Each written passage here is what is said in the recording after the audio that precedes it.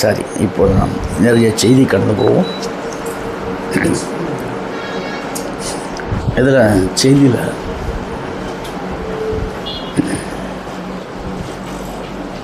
அதாவது 1 பேதுரு 2வது அதிகாரத்தில் 4லேருந்து 10 வரைக்கும், சகரியா சங்கீதம் 41 1 to 13 வசனம் வரைக்கும் நான் எடுத்துக்கிறேன். மனுஷரால் தள்ளப்பட்டதாயினும் 1 பேதுரு 2ஆம் அதிகாரம். மனுஷரால் தள்ளப்பட்டதாயினும் தேவனால் தெரிந்து கொள்ளப்பட்டதும்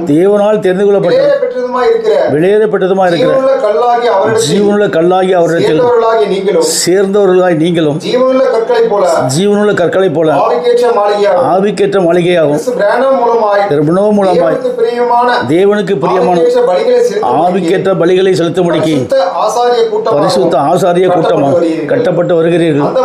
அந்தபடியே இதோ தெரிந்து கொள்ளப்பட்டதும் விலையேற்ற பெற்றதுமா இருக்கிற மூலக்கல்லை சீயோனில் வைக்கிறேன், அதன் மேல் விசுவாசமாக இருக்கிறோம், வெட்கப்படுவதில்லை என்று வேதத்தில் சொல்லியிருக்கிறதே. ஆகையால் விசுவாசிக்கிற உங்களுக்கு அது வெளியேறப்பட்டதும் கீழ்ப்படியாமல் இருக்கிறவர்களுக்கோ வீட்டை கட்டுகிறவர்களாகிய தள்ளப்பட்ட பிரதான மூலக்கல்லாகிய அந்த கல் இதற்கு கல்லும் கண்மணியுமாயிற்று. அவர்கள் திருவசனத்துக்கு கீழ்ப்படியாதவர்களாகி இடுகிறார்கள், அதற்கென்றே நியமிக்கப்பட்டவர்களாக இருக்கிறார்கள். நீங்களோ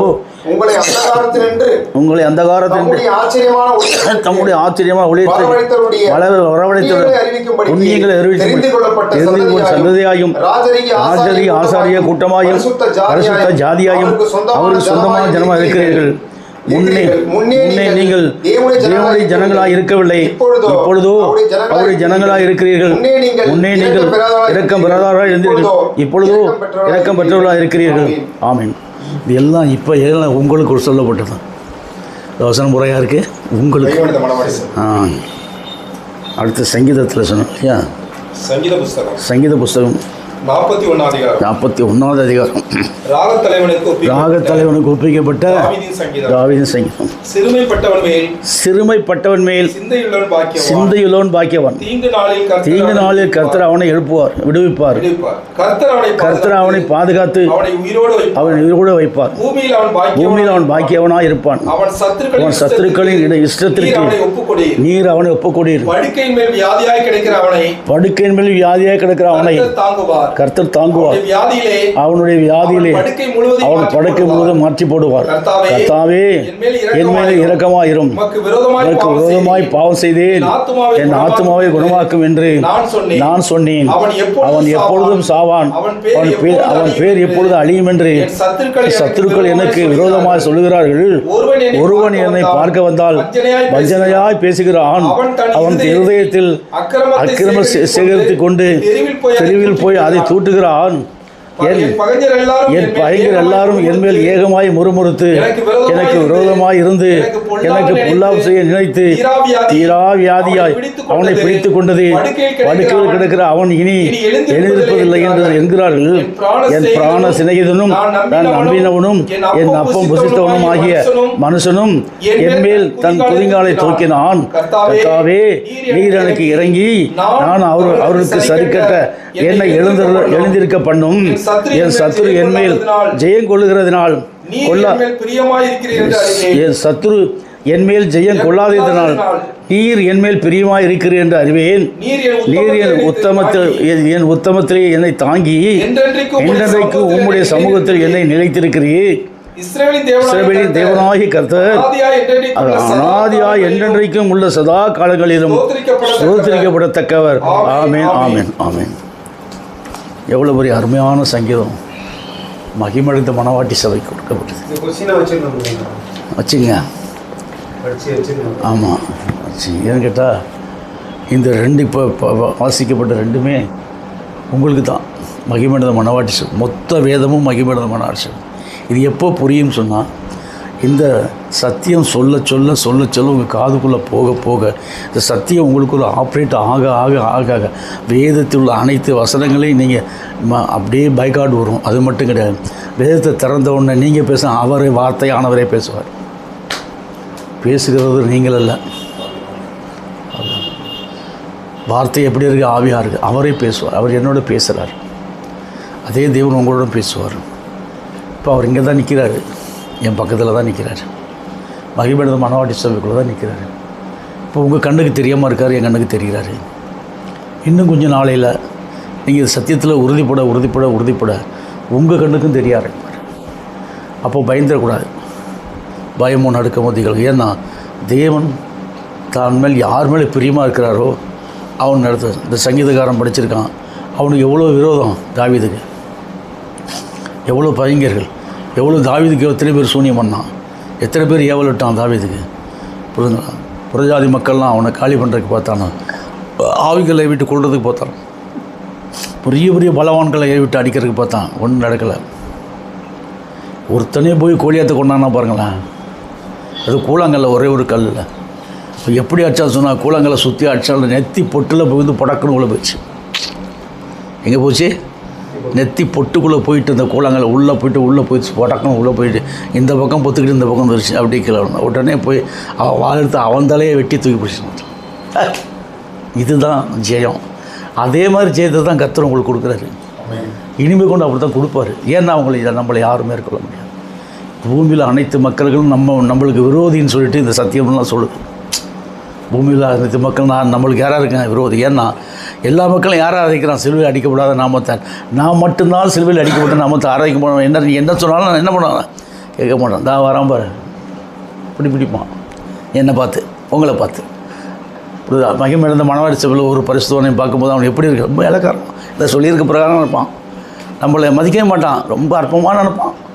ஆனால் நம்மளுக்குள்ள சரக்கு இருக்குன்றதே அவனுக்கு தெரியாது. அவன் வந்து பார்த்து நம்ம சத்தியத்தை கேட்டால் தான் புரியும். ஏன்னா சத்தியத்தை அறிவுகள் சத்தியம்தான் அப்படி இல்லையா? இப்போ இந்த சத்தியம் எங்கே இருக்குது? நம்மளுக்குள்ளே இருக்குது.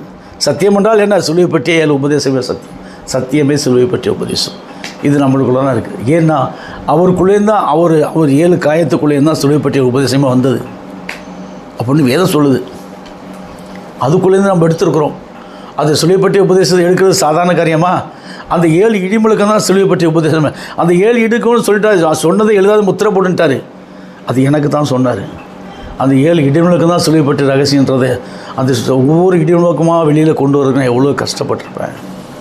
சிலுவை பற்றிய உபதேசம் தான் 7 இடிமுழக்கம். ஒவ்வொரு வசனத்திலும் எங்கெங்கே இருக்குன்னு தேடி பிடிச்சி அதை எடுத்து எழுதி அதை ஒன்றா பிரிண்டு போட்டு அப்படி உங்களுக்கு கையில் கொடுத்துருக்கேன். எல்லாத்தையும் போய் கொடுத்தேன். வாலண்டியாக கொண்டு போய் கொடுத்தேன். அவன் வாங்கிட்டு என்ன பண்ணிட்டான்? நம்மளை அவமானமாக பார்த்து துரத்தி விட்டானோ. ஆனால் இன்றைக்கு நம்மளை தேடி ஓடி வரக்கூடிய அளவுக்கு கர்த்தர் பண்ணிட்டார். இது நம்மளுடைய வேலையில் அவருடைய வேலை. நம்ம செய்தி கடந்து போவோம். செய்தி கர்த்தர் எவ்வளோ பெரிய அருமையான செய்தி தந்திருக்காரு. ஒரு செய்தியை பார்ப்போம். அடுத்து பார்த்திங்கன்னா இன்றைக்கு வெளிப்படுத்தல் 3ஆவது அதிகாரம் 17-22 வரைக்கும் அந்த செய்தியுடைய தலைப்பு லவோதிக்கா சபையின் செய்திகள். செய்தியுடைய தலைப்பு அது. அதாவது 7ஆம் சபையாகிய லவோதிக்கா சபையின் செய்தி. 7ஆம் சபையாகிய லவோதிக்கா சபையின் செய்தி. செய்தியுடைய தலைப்பு அதை சொல்கிறார் பாருங்கள். பொறுமையாக படிக்கணும். 14 22 முடிய. லவோதிக்கா தூதனுக்கு நீ எழுத வேண்டியது என்னவெனில் உண்மையும் சத்தியமுள்ள சாட்சியும் தேவனுடைய சிருஷ்டிக்கு ஆதியமாக இருக்கிற இந்த தேவனுடைய சிருஷ்டிக்கு ஆதியமாக இருக்கிற ஆமேன் என்பவர் யாரு? அவருக்கு தெரிஞ்சால் தானே சத்தியம் புரியும். தேவனுடைய சிருஷ்டிக்கு ஆதியமாக இருக்கிற ஆமேன் என்பவர் யாரு? இப்போ அடுத்த வரியில் நான் சொல்கிறேன் பாருங்க, அவர் யாருன்னு சொல்கிறேன்.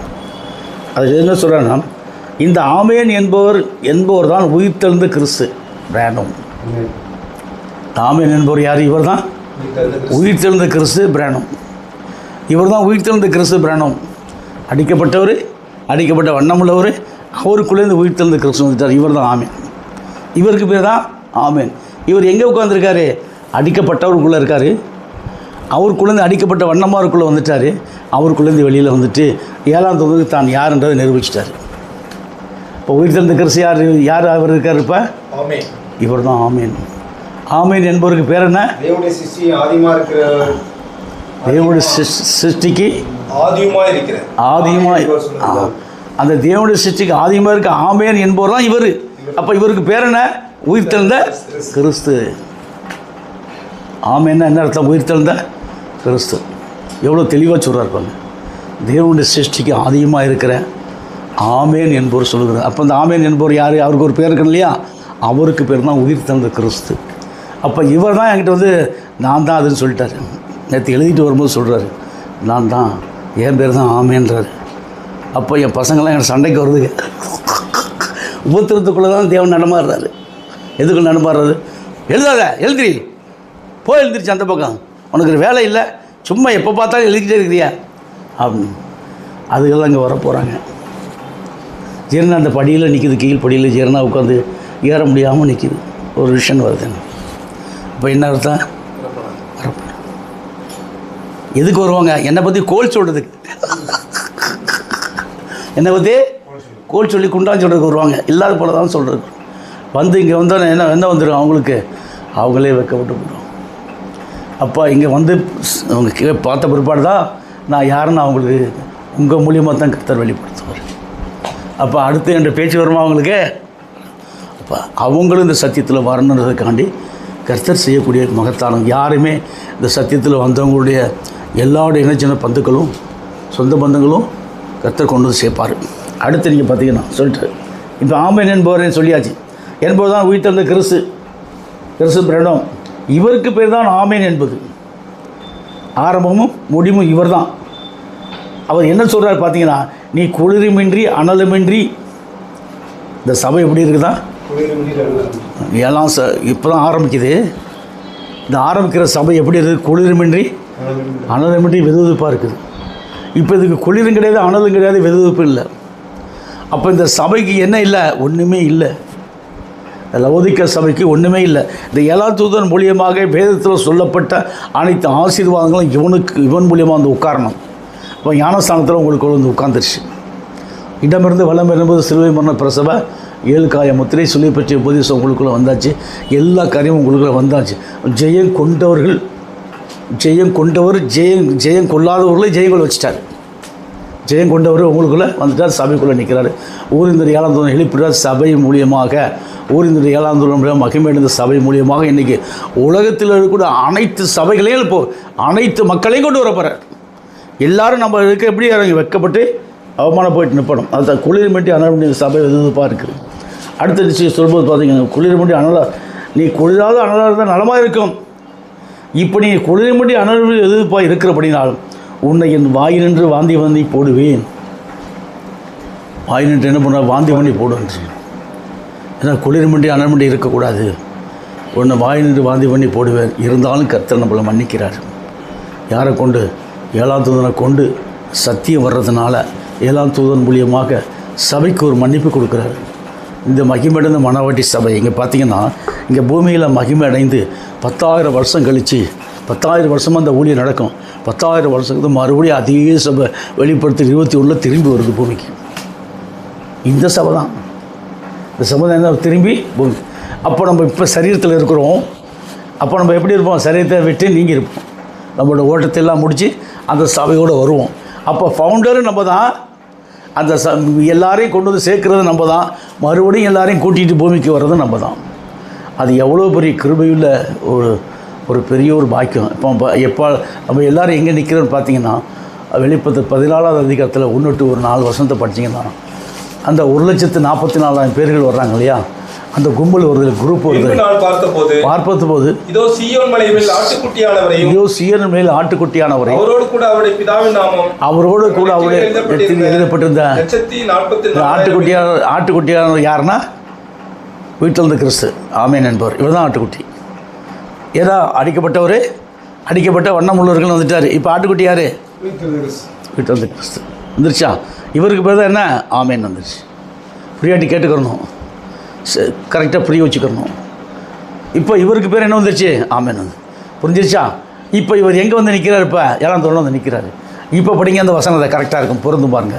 பின்பு நான் பார்த்தபோது இதோ சீயோன் மலை மேல் ஆட்டுக்குட்டியானவரையும் அவருடைய பிதாவின் நாமம் தங்கள் நெற்றிகளில் எழுதப்பட்டிருந்த. நெற்றி என்பது பாடி, உடம்பு உள்ள ஞானஸ்தானம். அடையாளம் முத்திரை எழுதப்பட்டிருந்த 1,44,000 பேர்கள் இருக்குங்க. இந்த 1,44,000 பேர் 2 பேர் தான் மூப்பர்கள் வந்திருக்கீங்க. இப்போ இவங்க 2 பேர் சேர்த்துக்கு 4 பேர். இந்த 1,44,000 சபையை நடத்தக்கூடிய மூப்பர்கள் 12 பேர். உங்களுக்கு மேலே 12 12 12 12 12,000 பேர், 1,44,000 பேர் உங்கள் மூலியமாக தான் இந்த பூமியில் இருக்கிறவங்கள கூட்டிச்சு. இவங்க தான் மூப்பர்கள். இந்த 1,44,000 பேர், இந்த 1,44,000 பேர் அவங்களுக்கு 12 12 12 12 அப்படியே அந்த அவங்க ஒரு ஆளுக்கு 1,44,000 பேர் வருவாங்க. ஒரு மூப்பருக்கு இந்த 1,44,000 பேர் மூப்பர்களுக்கும் ஒரு ஆளுக்கு 1,44,000 பேர். அப்போ பூமி எங்கே என்ன வந்துடுவாங்க? ரட்சி கோடியாக வந்து ரட்சிப்புக்குரிய. நீங்கள் 2 பேர் தான் இருக்கிறீங்க, அற்பமாக இருக்கிறீங்க 2 பேரும். ஆனால் இந்த அற்பமானவனை கொண்டு தான் கர்த்தர் என்ன கொண்டு போகிறார்? இப்போ எல்லாரையும் கூட்டி சேர்க்க போகிறார். அதுதான் சொல்கிறேன், உன்னுடைய மனைவியை கொண்டு வா, சமயம் வாய்த்தாலும் வாய்க்காலும் திருவ சொந்த ஜாக்கிரதையாக அவங்க சொல்லி உள்ளே கொண்டு வந்துடுங்க. இப்போ என் ஜீரணா வந்துருச்சு, உட்காந்துருச்சு. இப்போ அதுவும் வந்துடும். உங்கள் ஜெபத்தினால தான் வரணும், உங்கள் ஜெபத்தினால தான் வரணும். ஏன்னா பரிசுத்தவான்கள், நான் பேசுகிற முதல்ல போய் என்ன சொல்லும்போது எல்லா பரிசுத்தவான்கள் வாங்கப்பான்னு சொல்லி தான் கூட்டி கொண்டு வீட்டில் ஜெபம் பண்ண வச்சேன் அந்த இடத்துல. இப்போ அங்கே ஒரு பெரிய அதிசயமான காரியம் நடந்திருக்கு. இப்போ நான் சொல்ல விரும்பலை. அதை என் பேரனே வந்து சொல்லுவான். யார்? பாரியே வருவான், அவனே வந்து சொல்லுவான். அப்போ நீப்பா ஒரு அதிசயமான காரியம் நடந்திருக்குங்க, புரியுதுங்களா? ஏன்னா சொல்லாதீங்கன்னு சொல்லிட்டாங்க. ரைட்டு, பரவாயில்ல, அதை நான் ஓரளவு சொல்லிட்டேன்.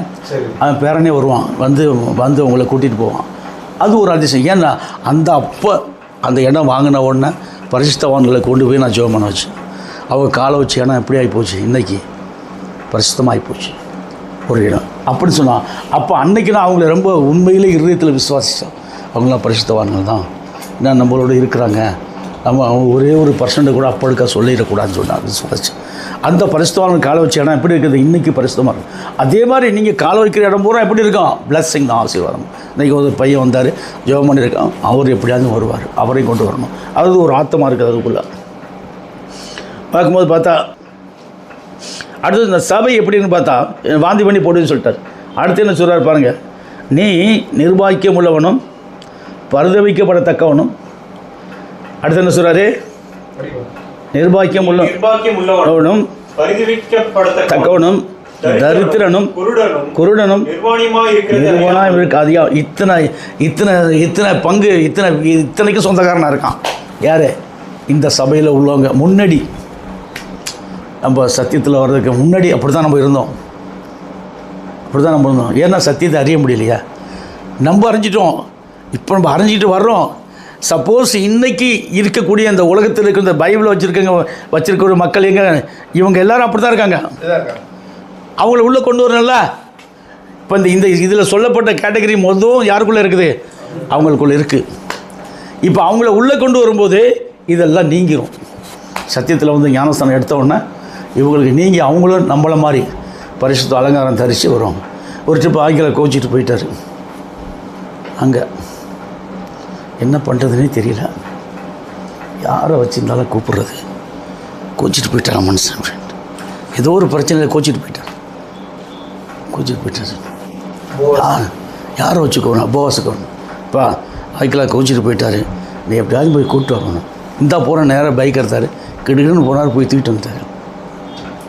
அதுலேருந்து அவர் போகலை. ஏன் கூச்சிட்டு போனார்? இது ஒரு பிரச்சனை.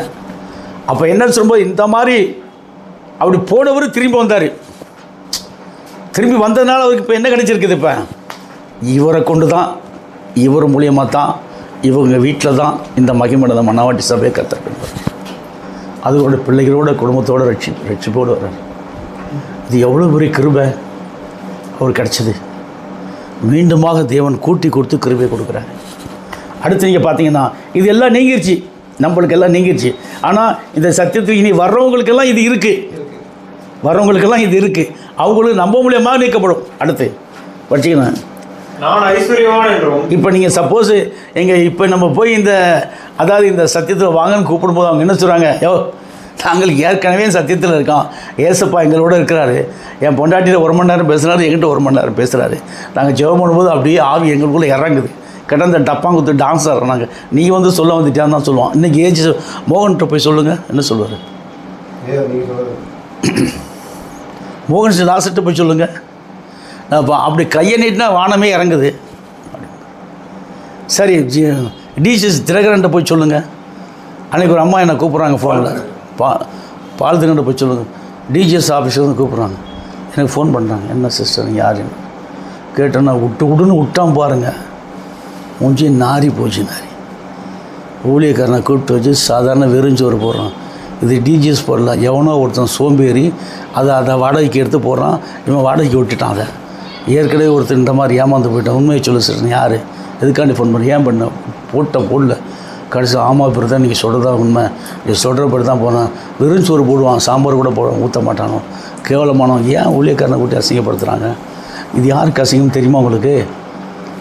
பால் தினருக்கு அசிங்கம்னு சொல்லுங்கள் அவர்கிட்ட அப்படின்ட்டு. மூஞ்சி நாரி போச்சு. என்ன அந்த ஆள் தான் அசிங்கம்? அவர் சபையில் தான் நடக்குது. எவனோ ஒருத்தர் திருடன் வந்து அந்த மாதிரி பண்ணிவிட்டு அவங்க பேரை இவையாக கெடுக்கிறான். அவங்க கண்ணுக்கு தெரியாமல் நிறைய உதவி பண்ணுறாங்க, அதெல்லாம் அவங்களுக்கு தெரியுமா அப்படின்னு கேட்டேன் அவங்கள. அந்தம்மா உதவி பண்ண லட்சமாக கொடுக்குறாங்க கண்ணுக்கு தெரியாமல் ஊழியத்தில். இந்த கை கொடுத்த கை தெரியும், அந்த மாதிரி பால் நான் கொடுக்குறேன், உங்களுக்கு தெரியுமா அதெல்லாம் அப்படின்னு அந்தம்மா போய் சொல்லிடுச்சு நம்மளை பற்றி. இப்போ என்னை எதிர்பார்த்துட்ருக்காங்க எல்லாருங்க. எதுக்கு இந்த மாதிரிலாம் ஒரு நண்பர் சகோதரன் பேசியிருக்காரு யார் அங்கே போகிறோன்னா அவங்களை எல்லாம் அவரே சொல்லுவேன், நீங்கள் எல்லாம் உதவி பண்ணுறத வாசம். ஆனால் யாருக்கு கொடுக்குறீங்க? உங்களை ஏமாத்துறான் பாருங்கள், பணம் ஆகிட்டு ஏமாத்துறாங்க, அவனுக்கு நீங்கள் கொடுக்குறீங்க. உண்மையான ஊழியக்காரனை கொடுக்கலையே. உண்மையான ஊழியக்காரன் யாருன்னு நான் சொல்கிறேன். என்கிட்ட வாங்க, நான் சொல்கிற ஆளுக்கு கொடுங்க, அவங்க உங்களுக்கு ஊழியத்தை கூட்டி கொண்டே காட்டுவாங்க. திருத்துக்காரன் தான் நிறைய பேர் இருக்கான், உண்மையாக ஊழியம் பண்ணுறான். இவங்களை எழுத்து கொண்டு கொடுக்க வச்சோம்னா அவன் நம்மளோட ஜாயின் பண்ணிட மாட்டான். இதுதான் ஊழியமே, இதுதான் சத்தியமே, இதுதான் ஆத்மாக்கள். இப்படி நம்மளை கொண்டு வர்றாரு கர்த்தர். நம்மள்கிட்ட பணம் இல்லை, இருக்கணும் கொடுக்க வச்சு அந்த ஆத்மாக்களும் நம்ம சம்பாரிச்சுக்கிடுவோம். அடுத்து நீங்கள் பார்த்தீங்கன்னா ஐஸ்வர்யாகும்படி திரு என்ன கேட்டால் இன்றைக்கி எல்லோரும் அப்படி தான் சொன்னான் சொல்கிறார் இல்லையா? அடுத்த வசனம் பண்ணுங்க.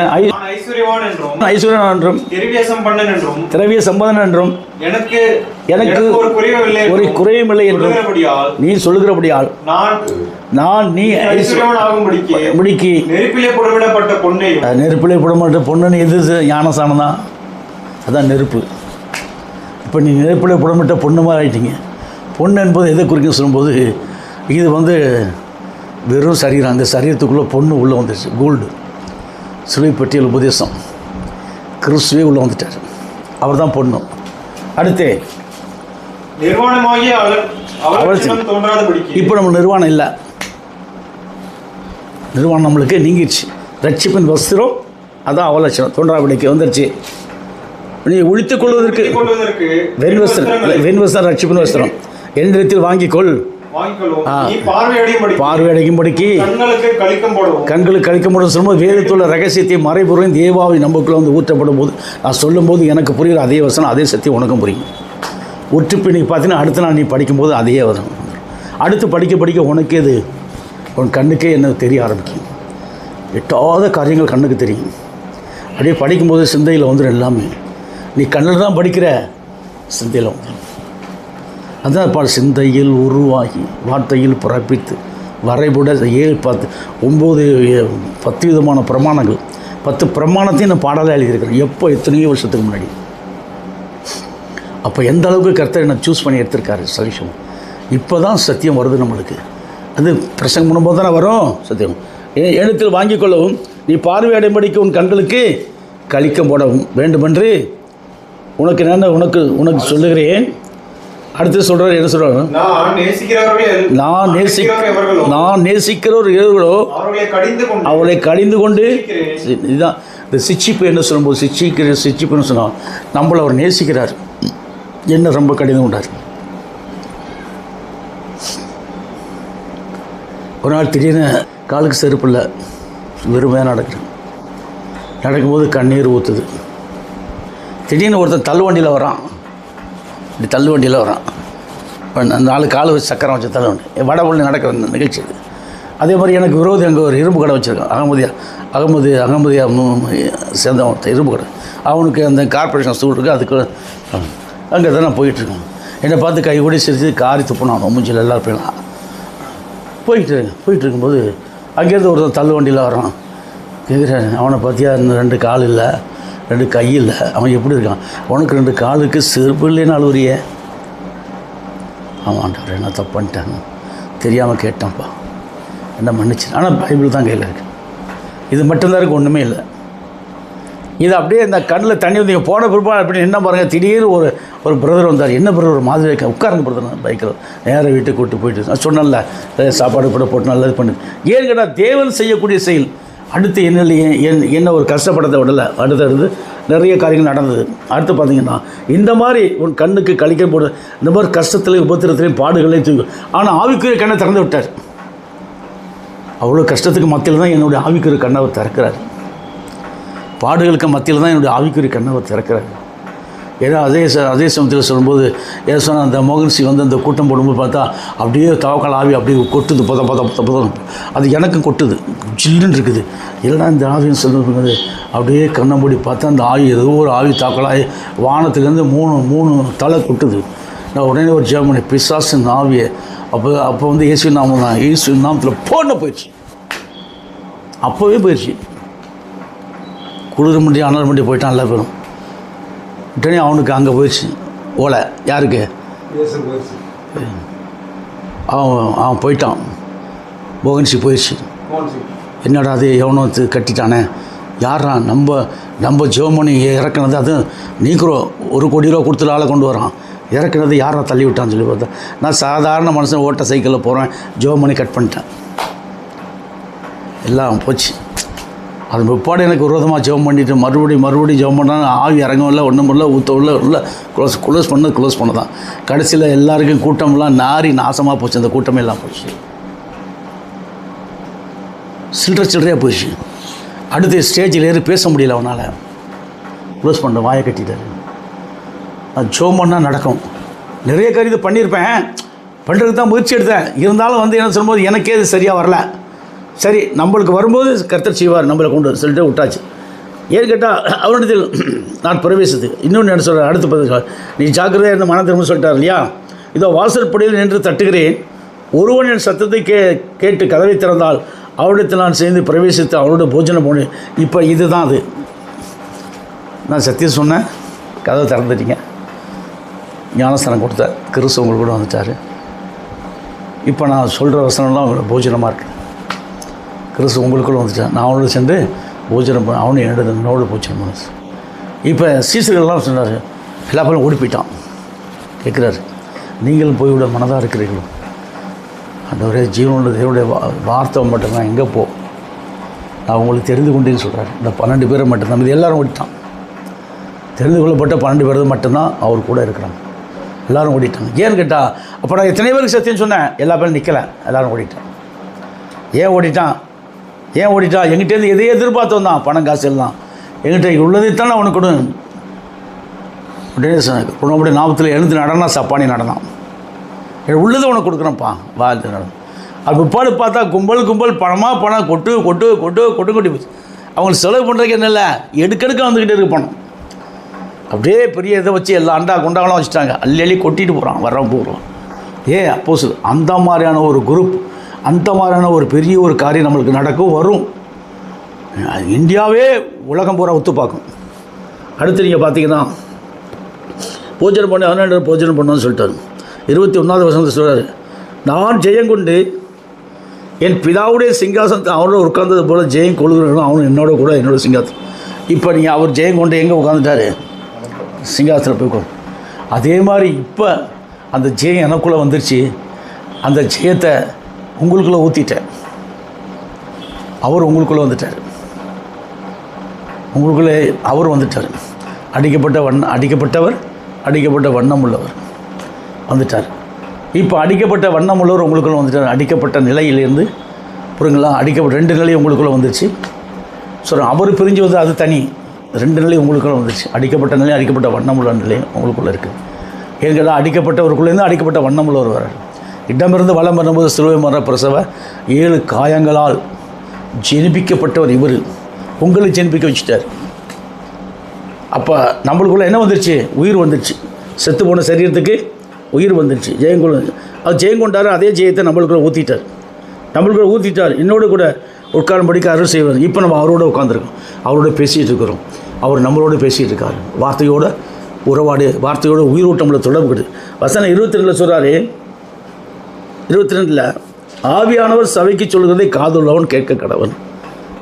இப்போ ஆவியானவர் சொன்னதை தான் நம்ம ஆவியானவர் சொல்கிறது யாரை சொல்கிறார்? உயிர்த்தெழுந்த கிறிஸ்து, அவர் தான் ஆவியானவர். ஆமேன் என்பவர் அவர் தான். முதல்ல ஆமேன் என்பவர் சொன்னார். இப்போ ஆவியானவர்னு சொல்கிறார். மாறி மாறி சொல்லிட்டு வருது. எல்லாம் அவர் தான். இப்போ உயிர்த்தெழுந்த கிறிஸ்துக்கு பேர் தான் ஆமேன். கண்டுபிடிக்கவே முடியாமல் இருந்தது. ஆமாம், எனக்கு ஆமேன் தான் யாரா ஆமேன், கடைசியில் நான் தான் ஆமேன்ற அவரே சொல்கிறார். அவர் சொன்ன பிற்பாடு தான் நம்ம எதையுமே ஏற்றுக்கொண்டு கரெக்டாக வெளியில் சொல்ல முடியும். உயிர்த்தெழுந்த கிறிஸ்து ஆமேன், ஆமேன்ற யாரே அவர் தான் சொல்லிட்டார். இப்போ நீங்கள் பார்த்தீங்கன்னா இப்போ அவர் எனக்குள்ளே ஊற்றிட்டார். இப்போ இவன் தான் 7ஆம் தூதன். 7ஆம் தூதன் என்ன வந்துருச்சு? 7 கொம்பு, 7 கண்கள், இடமிருந்து வளம் என்னும்போது சுபமுறை பிரசவ 7 காயங்கள்.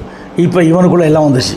இப்போ இந்த ஊழியத்தை செய்யணும்ல இவன், அதுக்குள்ளே ஜெயம் கொண்டவர் எல்லா ஜெயத்தையும் அவனுக்குள்ளே ஊற்றிட்டு நீ பக்கத்தில் வந்து நின்ட்டார். இப்போ நீ செய்யடா ஊழியத்தைன்னு என்கிட்ட சொல்லிக்கிட்டு இருக்கார். இப்போ ஊழியத்தை செய்ய சொல்லிட்டார். இப்போ நான் ஊழியம் செய்யும்போது உங்களை எல்லாரையும் எப்படி கொண்டு வந்துட்டேன்ப்பா?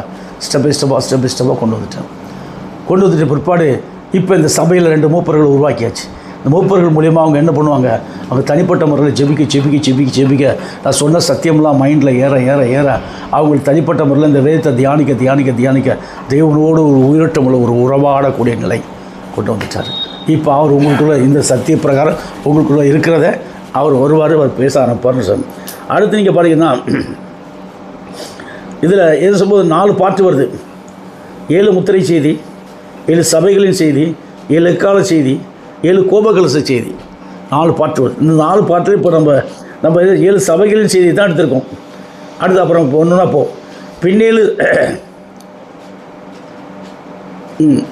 பின்னேழு 7 சபையாகிய 7 ஊழியமாகிய 7 சபைகளின் ஊழியத்தை செய்யும் அந்த 7ஆம் தூதனை பார்த்து கூறுகின்றார்.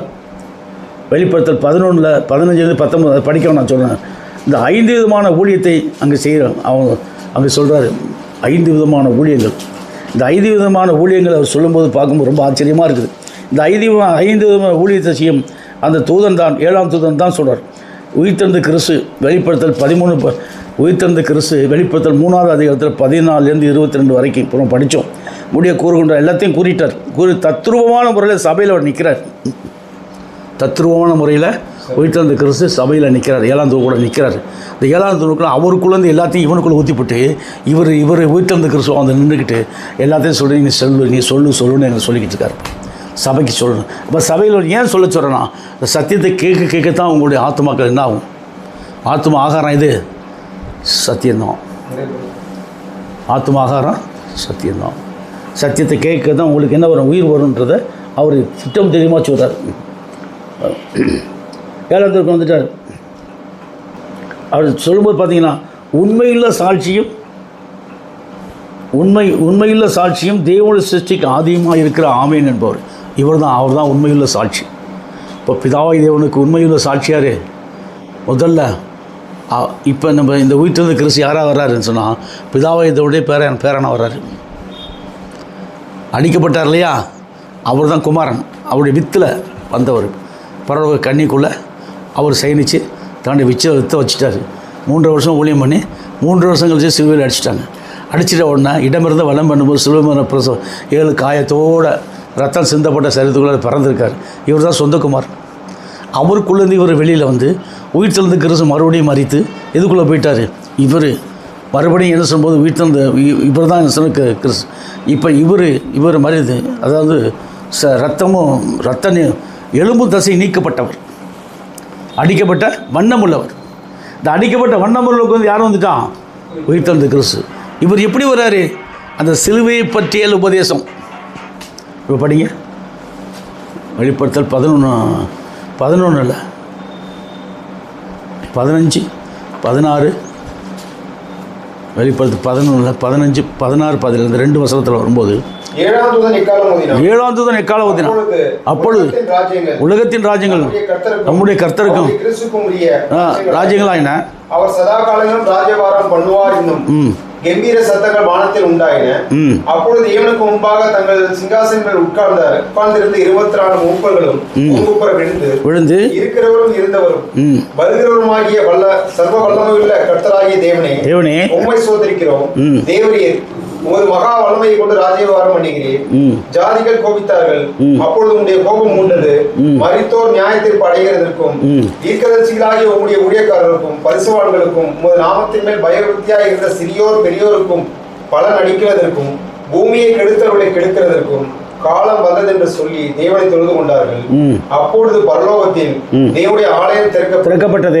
அவருடைய ஆலயத்திலே அவருடைய உடன்படிக்கை பெட்டி காணப்பட்டது. அப்பொழுது மின்னல்களும் சத்தங்களும் இடிமுழக்கங்களும் பூமி அதிர்ச்சியும் பெரும் கல்மழையும் உண்டாயின. 5 விதமான ஊழியங்கள் இப்போ நம்ம செய்கிறோம். மின்னல்கள் ஊழியம். இந்த ஏறும்போது வானத்தில் ஒரு நட்சத்திரம் வில்லு வருதுல, வானவில். வானவில்லுக்கு எத்தனை கலர் இருக்குது? 7 கலர். அந்த வானவில் என்பது ஊழியத்தை குறிக்கிறது. எப்பாச்சும் பார்த்தா வானவில் பார்த்தீங்கன்னா வானவில் என்பது ஊழியம். அந்த 7 கலரும் ஊழியம்தான். அந்த 7 கலர் 7 காலங்கள் 7 சபைகள் வருது. இப்போ அந்த 7 சபைகள் வச்சுங்க. இந்த 7ஆம் சபை வருது. இந்த 7ஆம் சபையில் அவர் எந்த ஊழியத்தை கொடுக்குறாருன்னு சொன்னால் 5 விதமான ஊழியங்களை கொடுக்குறாரு. 7ஆம் சபைக்கு என்ன கொடுக்குறாரு? 5 விதமான ஊழியம். அடுத்து நீங்கள் பார்த்தீங்கன்னா இன்னொரு இடத்துல ஒரு 4 ஊழியம் 5 ஊழியம். அப்போஸ்தலர் தீர்க்கதரிசி என்பது எபேசியரில் 2வது அதிகாரமாக அதை படிங்க. அந்த 5 விதமான ஊழியம் அங்கே வருது. எபேசியர் 4:13 படிங்க. அவர் சிலரை அப்போஸ்தலராகவும் சிலரை தீர்க்கதரிசிகளாகவும் சிலர் சுவிசேஷகராகவும் சிலரை மேய்ப்பராகவும் போதகராகவும் ஏற்படுத்தினார். அன்னைக்கு செஞ்ச ஊழியத்தை அவங்க அப்போஸ்தலர் செய்ய முடியலை. அப்போஸ்தலர் செஞ்சாங்களா? இல்லை. அதுக்குள்ளே தான் அவங்க நாமத்தை மாற்றிட்டாங்க. நாமத்தை ஆராதனைக்குரிய நாமத்தை தூக்கிட்டு இயேசு நாமத்தை உள்ள சொருகிறதுனால அந்த ஆராதனை முற்றிலுமாக நிர்மூலமாகி நாசமாக போச்சு. இயேசுன்ற நாமத்தில் எந்த விதமான இதுவும் இல்லை. அதில் இருக்கிறது எல்லாம் என்ன சொல்லும்போது தரித்திரத்தின் ஆவிகள், தள்ளப்பட்ட ஆவிகள்லாம் தரித்திரத்தின் ஆவிகள் இந்த மக்களுக்குள்ளே புகுந்து தேவனுக்கு விரோதமான பகை உண்டாக்கி. தேவனுக்கு விரோதமான பகை என்பது தரித்திரம் என்பதை சொன்னால் விக்கிர ஆராதனை தரித்திரம், வெட்ட வழியை வணங்குவது தரித்திரம், வெட்ட வழியை வணங்கு ஊர்வன பரப்பன நடப்பன நிற்பன ஓடுவன ஆடுவன வணங்குவது தரித்திரம். ஏன் சொன்னால் சிலை வணக்க வழிபாடு முறைகள் தரித்திரம். அடுத்து என்ன சொல்லும்போது மனிதனை வணங்குறது தரித்திரம். புரியுதுங்களா? ஒருத்தங்காலில் ஒருத்தன் விழுங்குறது தரித்திரம். இதை வச்சு ராஜாக்கள் காலத்தை கொண்டு வந்தான் பிசாசு. மக்கள் அடிமைப்படுத்தக்கூடிய காலத்தை கொண்டு வந்தான். இதெல்லாம் வச்சு இப்போ அப்போவே அடிமைத்தனம் இல்லை தான், இருந்தாலும் பிசாசு கொண்டு வந்துட்டான். அதை ஏன் சொன்னால் பிசாசு என்ன பண்ணால் தன்னுடைய ராஜ்யத்தை முழுவதுமாக கட்டி இந்த மக்களெல்லாம் அடிமைப்படுத்திட்டான். மக்கள் ஒருத்தருக்கு அடிமைப்படுத்தி இது பண்ணி தீர்த்தராயன் எப்படி வந்தான்? மக்களை எல்லாம் அடிமைப்படுத்தி இந்த மாதிரி கடைசியில் ஆராதனைக்கிற நாமத்தையே தூக்கிட்டான். அவனுடைய குலதெய்வத்தின் நாமத்தை கொண்டாந்து எழுதிட்டான். இயேசுன்ற நாமம் தீர்த்தராயனுடைய குலதெய்வத்தின் நாமம். அது ஆராதனைக்கிற நாமம் கிடையாது. இன்னும் உலகத்தில் மக்கள்லாம் எதை ஆராதிக்கிறாங்க? ஏசுன்ற. ஏன் இந்த ஏசன் தீர்த்தராயனுடைய குலதெய்வத்தின் நாமத்தை ஆராதிக்கிறாங்க? ஏசுன்ற நாமம். ஏன்னா அந்த 27 ஆகமத்தில் என்ன பண்ணால் ஆதி அப்போஸ்தலர் ஆராய்த்த கிறிஸ்து பிரம்மனுடைய நாமத்தை நீக்கிவிட்டு அந்த இடத்துல ஏசுன்ற நாமத்தை சொல்லிட்டதுனால எல்லா மக்களும் என்ன பண்ணுறாங்க? இந்த நாமத்தை ஆராதிக்கிறது தவிர வேறு வழி இல்லை. விழுந்து ஆராதிக்கிறாங்க. கூட்டமாக ஆராதிக்கிறாங்க. ஒருத்தம் கூட வைக்கல. எல்லா சபையிலையும் ஆராதிக்கிறாங்க. எல்லா மக்களும் ஆராதிக்கிறாங்க. எல்லா மக்களும் என்ன பண்ணுவாங்க? ஆராதிக்க என்ன நடக்குன்னு நினைக்கிறீங்க? இந்த பூமியில் என்ன நடக்கும்? இந்த மக்களுடைய ஆவியாத்மா சரீர முற்றிலுமாக கொண்டு மரணம். இயேசு நாமத்தை ஆராதிக்கிறவங்க பூரா மரணத்துக்குள்ள ஜீவன் கிடையாது. டோட்டல் மரணத்துக்குள்ள.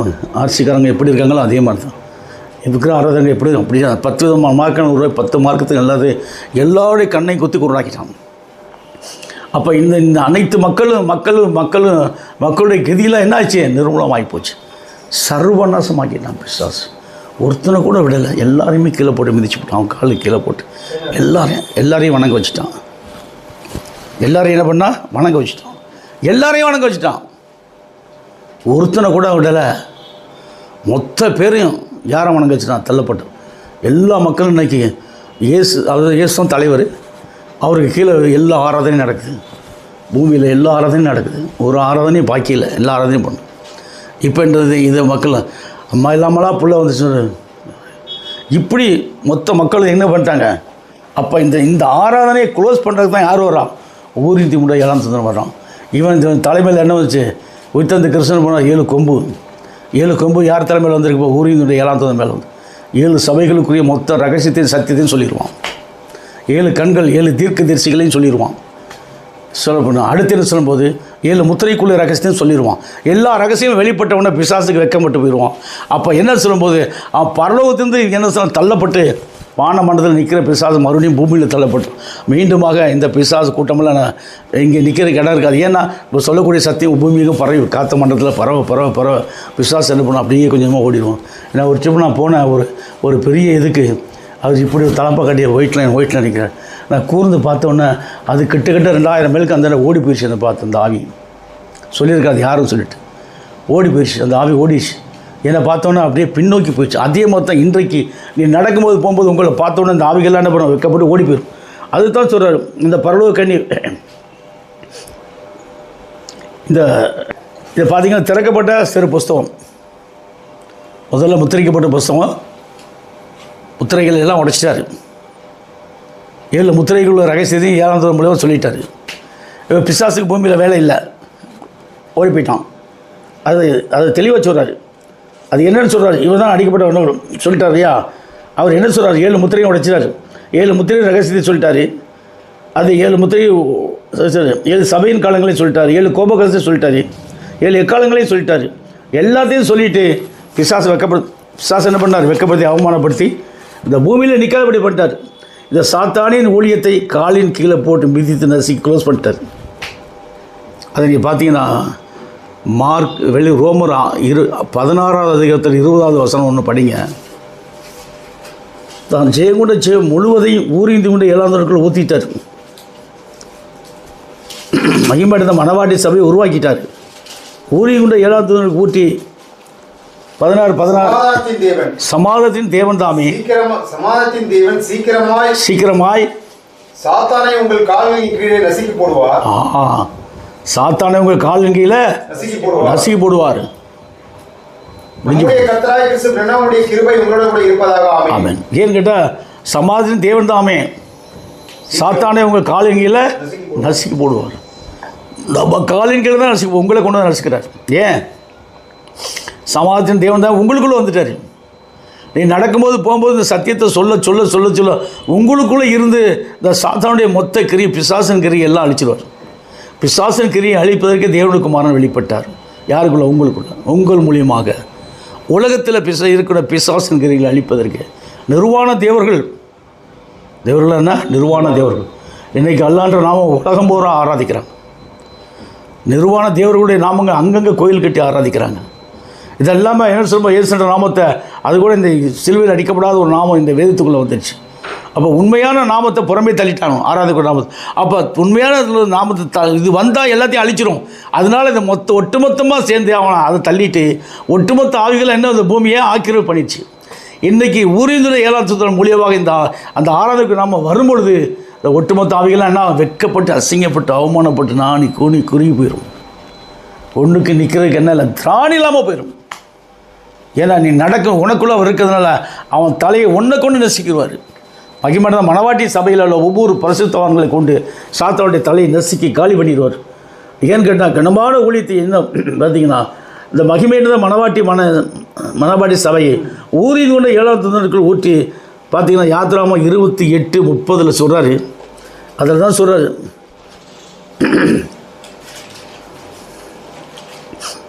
இந்த ஊரின் 7ஆம் தூதனை ஊழியத்தை கொண்டு வராரு. அந்த ஊரின் தூதன் அங்கே கொடுத்தாரு. யாத்திராம 28:30 சொன்னார், ஊரின் தும்மி என்பவைகளை வைப்பாயாக. நியாயவிதி மார்பதகத்திலே ஊரின் தும்மியும் என்பவைகள் வைப்பாயாக. நியாயவிதி மார்பதக்கன்றது இந்த மார்பதக்கம் இப்படி போடுறது. இந்த 12 விதமான நவரத்தினங்களை போட்டு அந்த 12 விதமான நவரத்தினங்களில் ஒவ்வொருத்தன் பேர் எழுது. அதே மாதிரி இங்கே அந்த மிலிட்ரியில் இது வைப்பாங்கள்ல, இங்கே 2 கோமித கல் எடுத்து இங்கே 6 பேர் எழுதி இங்கே 6 ரூபன், சிமியோன், லேவி, யூதா, தான், நப்தலி, காத், ஆசேர், இசக்கார், செபுலோன், பென்யமீன். இந்த 6 பேர் இங்கிட்ட 6 இங்கிட்ட 6 இந்த 12 பேர் எங்களுது. இப்போ அதுக்கு பதிலாக அந்த 12 பேருக்கு பதிலாக என்ன வந்துருச்சு? இப்போ முந்தினவன் பேதுரு எனப்பட்ட சீமோன், அவன் சகோதரன் அந்திரேயா, அவன் மத்தேயு, மார்க்கு, லூக்கா, பிலிப்பு, யோவான். புரியுங்களா? இந்த 12 பேருடைய நாமத்தை இங்கே எழுதிட்டார். இந்த 12 பேருடைய நாமத்தை எழுதிட்டார். எங்கிட்டாரு இப்போ ஊரின் 7ஆம் தூதனுக்குள்ளே இது வந்துடுச்சு. இப்போ இங்கிட்ட 6 பேர் வந்துட்டாரு, இந்த 12 பேர் இங்கே வந்துட்டாங்க. இப்போ அந்த பழைய ஏற்பாடு முடிஞ்சு போய் புதிய ஏற்பாடு நிலையில் வந்தாச்சு. வந்துட்டு பிற்பாடு என்ன பண்ண சொல்லும்போது இந்த ஒரு எக்ஸாம்பிள் சொல்கிறேன். மறுபடியும் இந்த ஊரின் 7ஆம் தூதனால் மறுபடியும் உருவாக்கக்கூடிய அந்த 12 மூப்பர்கள் வர்றாங்க இல்லையா, அந்த 12 மூப்பர்களுடைய பேரில் 6 பேர் இங்கே உள்ள 6 பேருங்க. அதைத்தான் வெளிப்படுத்தல் எழுதியிருக்குது. ஊரின் 7ஆம் நாள் உருவாக்கப்பட்டால் இது ஒரு தனி சபை, மகிமேடந்த மணவாட்டி சபை. அந்த மகிமேடந்த மணவாட்டி சபையில் இருந்தால் இந்த மகிமேடந்த மணவாட்டி சபையில் ஊரின் திம்மி மூலியமாக இந்த ஊழியக்காரர்கள் யார் உருவாக்கப்படுறாங்களோ அவங்க தான் அவனுடைய ஆசாரியவன் தான் மகாபிரதானம். ஆசாரியத்தை ஊழியம் மகாபிரதானம் நித்திய பிரதான ஆசாரிய ஊழியம் அவருக்கு கொடுக்கப்பட்டது எல்லாம் இப்போ யாருக்குள்ளே ஊரின் 7ஆம் தூதனுக்குள்ளே வந்துருச்சு. அந்த ஊரின் 7ஆம் தூதனுக்குள்ளே வரும்போது நித்திய மகா பிரதான ஆசாரியத்து ஊழியம் நம்மளுக்கு. அப்போ பிசாசுக்கு என்ன இல்லை, அந்த பூமியில் வேலை இல்லை, அவனை காலி பண்ணிட்டாரு, அவனை க்ளோஸ் பண்ணிட்டாரு, அவன் வெக்கப்பட்டு போயிட்டான். இந்த வேதத்தில் அனைத்து ரகசியங்களும் ஊரின் 7ஆம் தூதன் மூலியமாக நமக்கு கொடுக்கப்பட்டாச்சு. இப்போ போயிட்டான், வெக்கப்பட்டு போயிட்டான் அவன் என்பது கனமான ஊழியத்தை செய்வதற்கு இந்த ஊரின் இதைத்தான் இந்த கனமான ஊழியத்தை தான் இவனை செய்ய சபைக்குள்ளே நின்று மகிமடைந்த மணவாட்டி சபை அவரே செய்கிறார். இந்த ஆமேன், இவர் தான் ஆமேன் என்பவர், இவர் தான் ஜெயங்கொண்ட உயிர்த்தெழுந்த கிறிஸ்து தான் ஆமேன் அவரே சொல்கிறாரு. அவர் என்ன சார், அவர் தான் ஆமேன் சொல்கிறார். அவருக்கு பேர் தான் ஜெயங்கொண்ட உயிர்த்தெழுந்த கிறிஸ்து எப்பேற்பட அவருக்கு பேர் தான் ஆமேன்னு சொல்லிட்டாரு. ஆமேன்னு சொல்கிறார். ஆமேன் என்ன சார், முந்தைய முதலும் முடிவும் அவரே. ஆமேன் என்ன அர்த்தம், முதலும் முடிவும் அவரே. ஆமேன், இந்த ஆமேனுக்கு பொருள் என்னென்னா உயிர்த்தெழுந்த கிறிஸ்துன்னு பேர். அவர் தான் உயிர்த்தெழுந்துட்டார் கிறிஸ்து. அப்போ இவர் இந்த காரியம் செய்து முடித்த பிற்பாடு இனி ஆமேனுக்கு என்ன இல்லை, வேலை இல்லை. உலகத்தை மாம்சத்தை பிசாசை மரணத்தை பாதாளத்தை ஜெயித்து வானோர் பூதத்தோர் பூமி கீழானுடைய முழங்காலம் முறை செய்த பிற்பாடு எல்லா ஆவிகளும் எல்லா தள்ளப்பட்ட தேவதர்கள் அத்தனை பேர்களும் தள்ளப்பட்ட தேவதர்கள் அத்தனை பேர் நிர்வாண தேவர்கள் அத்தனை பேர்களும் இவங்கெல்லாம் ஓடி ஒளியும் போது பூமியில் ஏதோ நடக்குது.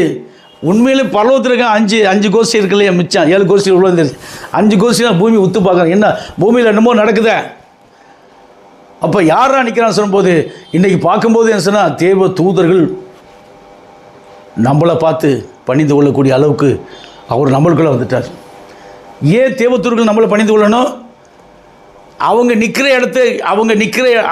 ஒரு இடத்துல நிற்க, அதுக்கு மேலே உள்ள இடத்துக்கு நம்ம போக போகிறோம். நல்லா கவனிங்க. இந்த 35 பரிசுத்த ஆவிகள் கொண்டு சென்ட்ரலில் உட்காந்துருக்காரு இல்லையா. இப்போ ஒவ்வொரு நிலைகளும் எங்கெங்கே இருக்குன்னு சொல்லுவேன். இப்போ தேவ தூதர்கள் தள்ளப்பட்டவங்க பூமிக்கு வந்தாச்சு, ரைட், அவங்க நிற்கிறாங்க, வானத்துக்கு பூமிக்கு போயிட்டுருக்காங்க. ஆனால் அதே சமயத்தில் அந்த இருக்கக்கூடிய 5 ஜோடுகள் இருக்காங்க இல்லையா, அவங்களுக்கு மேலே உன்னதமான ஒரு இடத்துக்கு நம்ம போக போகிறோம். அதுக்கூட எங்கே, இந்த சரீரத்தை விட்டுட்டு வந்து விலகி மறுபடியும் அங்கே போய் நின்று அங்கேருந்து மறுபடியும் மகிமையின் சரீரத்தில் போய் அந்த இடத்துக்கு போக போகிறோம். அப்போ பிதாவாகி தேவனுடைய குமாரனாகிய கர்ப்பனோமுடைய அந்த ஊழியத்தை அவருடைய நாமத்தை மகிமைப்படுத்தும் போது அதை பிதாவாகிய தேவன் என்ன சொல்கிறாரு, இதுவே நேசகுமாரன் இவரில் பிரியமார். இப்போ சொந்த குமாரனை ஒப்பு கொடுத்து நேசகுமார், அந்த நேசகுமாருடைய நாமம் தான் பிரானோம், கிறிஸ்து பிரானோம். அப்போ இன்றைக்கு பிதாவாகிய தேவன் தன்னுடைய சொந்த குமாரன் ஒப்பு நேசகுமாரன் எடுத்து நேசகுமாரன் மூலியமாக இன்றைக்கி உலகத்தை கலக்கணும். அவருடைய நாமம் வரும்பொழுது எல்லாம் சரண்டர்.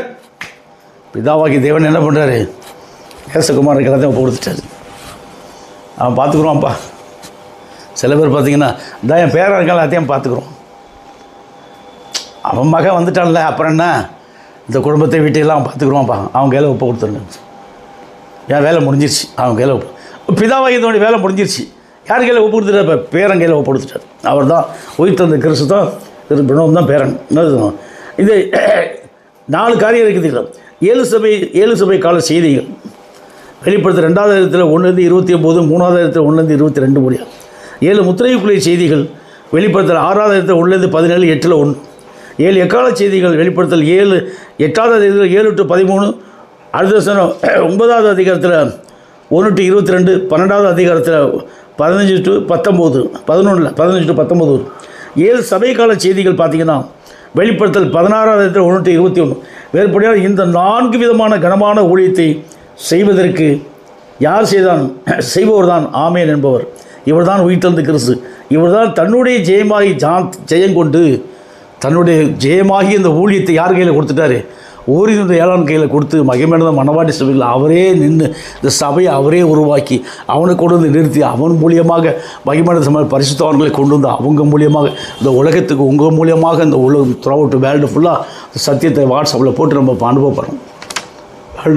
வேர்ல்டு ஃபுல்லாக போய்கிட்டு இருக்குது. இப்போ போகும்போது ஜனங்க என்ன பண்ணுவாங்க? ஒரு நேரம் இல்லாட்டி ஒரு நேரம் பார்ப்பான், ஒரு வசனம் இல்லாட்டி ஒரு வசனம் அவனை தொட்டுரும். மறுபடியும் சபையை தேடி சத்தியத்தை தேடி ஓடியாரும். அந்த ஆத்துமாக்கள் வரும், விடாய்த்த ஆத்துமாக்கள் வரும். சத்தியத்துக்கான ஏங்கி தவிக்க கூட தான் விடாய்த்த. இல்லை தண்ணீர் இல்லாத கிட்டந்து அலைஞ்சு கழிஞ்சு பார்த்தீங்கன்னா தண்ணியே எங்கே கிடைக்குன்னா தண்ணி கிடைக்கிற இடத்துல எப்படி இருக்கும் அவங்களுக்கு? அதே மாதிரி விடாய்த்து போன ஆத்துமாக்களை கர்த்தர் நம்மள்கிட்ட கொண்டு வந்து நிறுத்துவார். அது சொல்ல இவனுக்கு பேர் என்ன வைக்கிறார் சொன்னால், ஏழாம் தோணி பேர் ஜோஷுவா கமாலியல். பேர் எங்கே வச்சார்? ஜோஷுவா கமாலியல். ஒரு பெரிய ஒரு ஊழியக்காரர் எனக்கு சார்லஸ் ஆரோன் ஞானஸ்தானம் கொடுத்து ஜோஷுவான்னு பேர் வச்சார். யூபிசி பெந்தகோஸ்து சபையில் போவோம், அவர் கமாலியல் பேர் வச்சார். ஒரு கன்வெர்ட் பிராமின்ட்ட சொன்னீங்கன்னா கர்த்தர் உனக்கு பரிசுத்த ஆவியான 2 பேரும் கொடுத்துருக்காரு. என்னையா 2 பேரும் எப்படி? இன்னையிலேருந்து உங்களுக்கு பேர் ஜோஷுவா கமாலியல். ரிஜிஸ்டர் பண்ணிட்டேன், கவர்மெண்ட் நம்பரும் வாங்கிட்டேன். நாளைக்கு எதுவும் பிரச்சனை வரக்கூடாது. சர்ச்சையும் ரிஜிஸ்டர் பண்ணிட்டேன், நம்பரும் வாங்கிட்டேன். நாளைக்கு எதுவும் சபைக்கு எனக்கு வரக்கூடாது. ஏதா தானே மகிமையிழந்த மணவாடி சபைக்குள் நிற்கிறார். இப்போ அவர் அங்கே தான் நிற்கிறார், இங்கே தான் நிற்கிறார். இந்த உயிர்த்தெழுந்த கிறிஸ்து பண்ணணும். உலகத்தை, மாம்சத்தை, பிசாசை, மரணத்தை, பாதாளம் ஜெயித்து வானவர் போது எல்லாத்தையும் முடங்கி செய்து தானே வெற்றிகரம் நிறுத்துறார். இன்றைக்கு நீங்கள் பார்த்தீங்கன்னு சொல்லும்போது என்ன சொல்ல அதிகளா?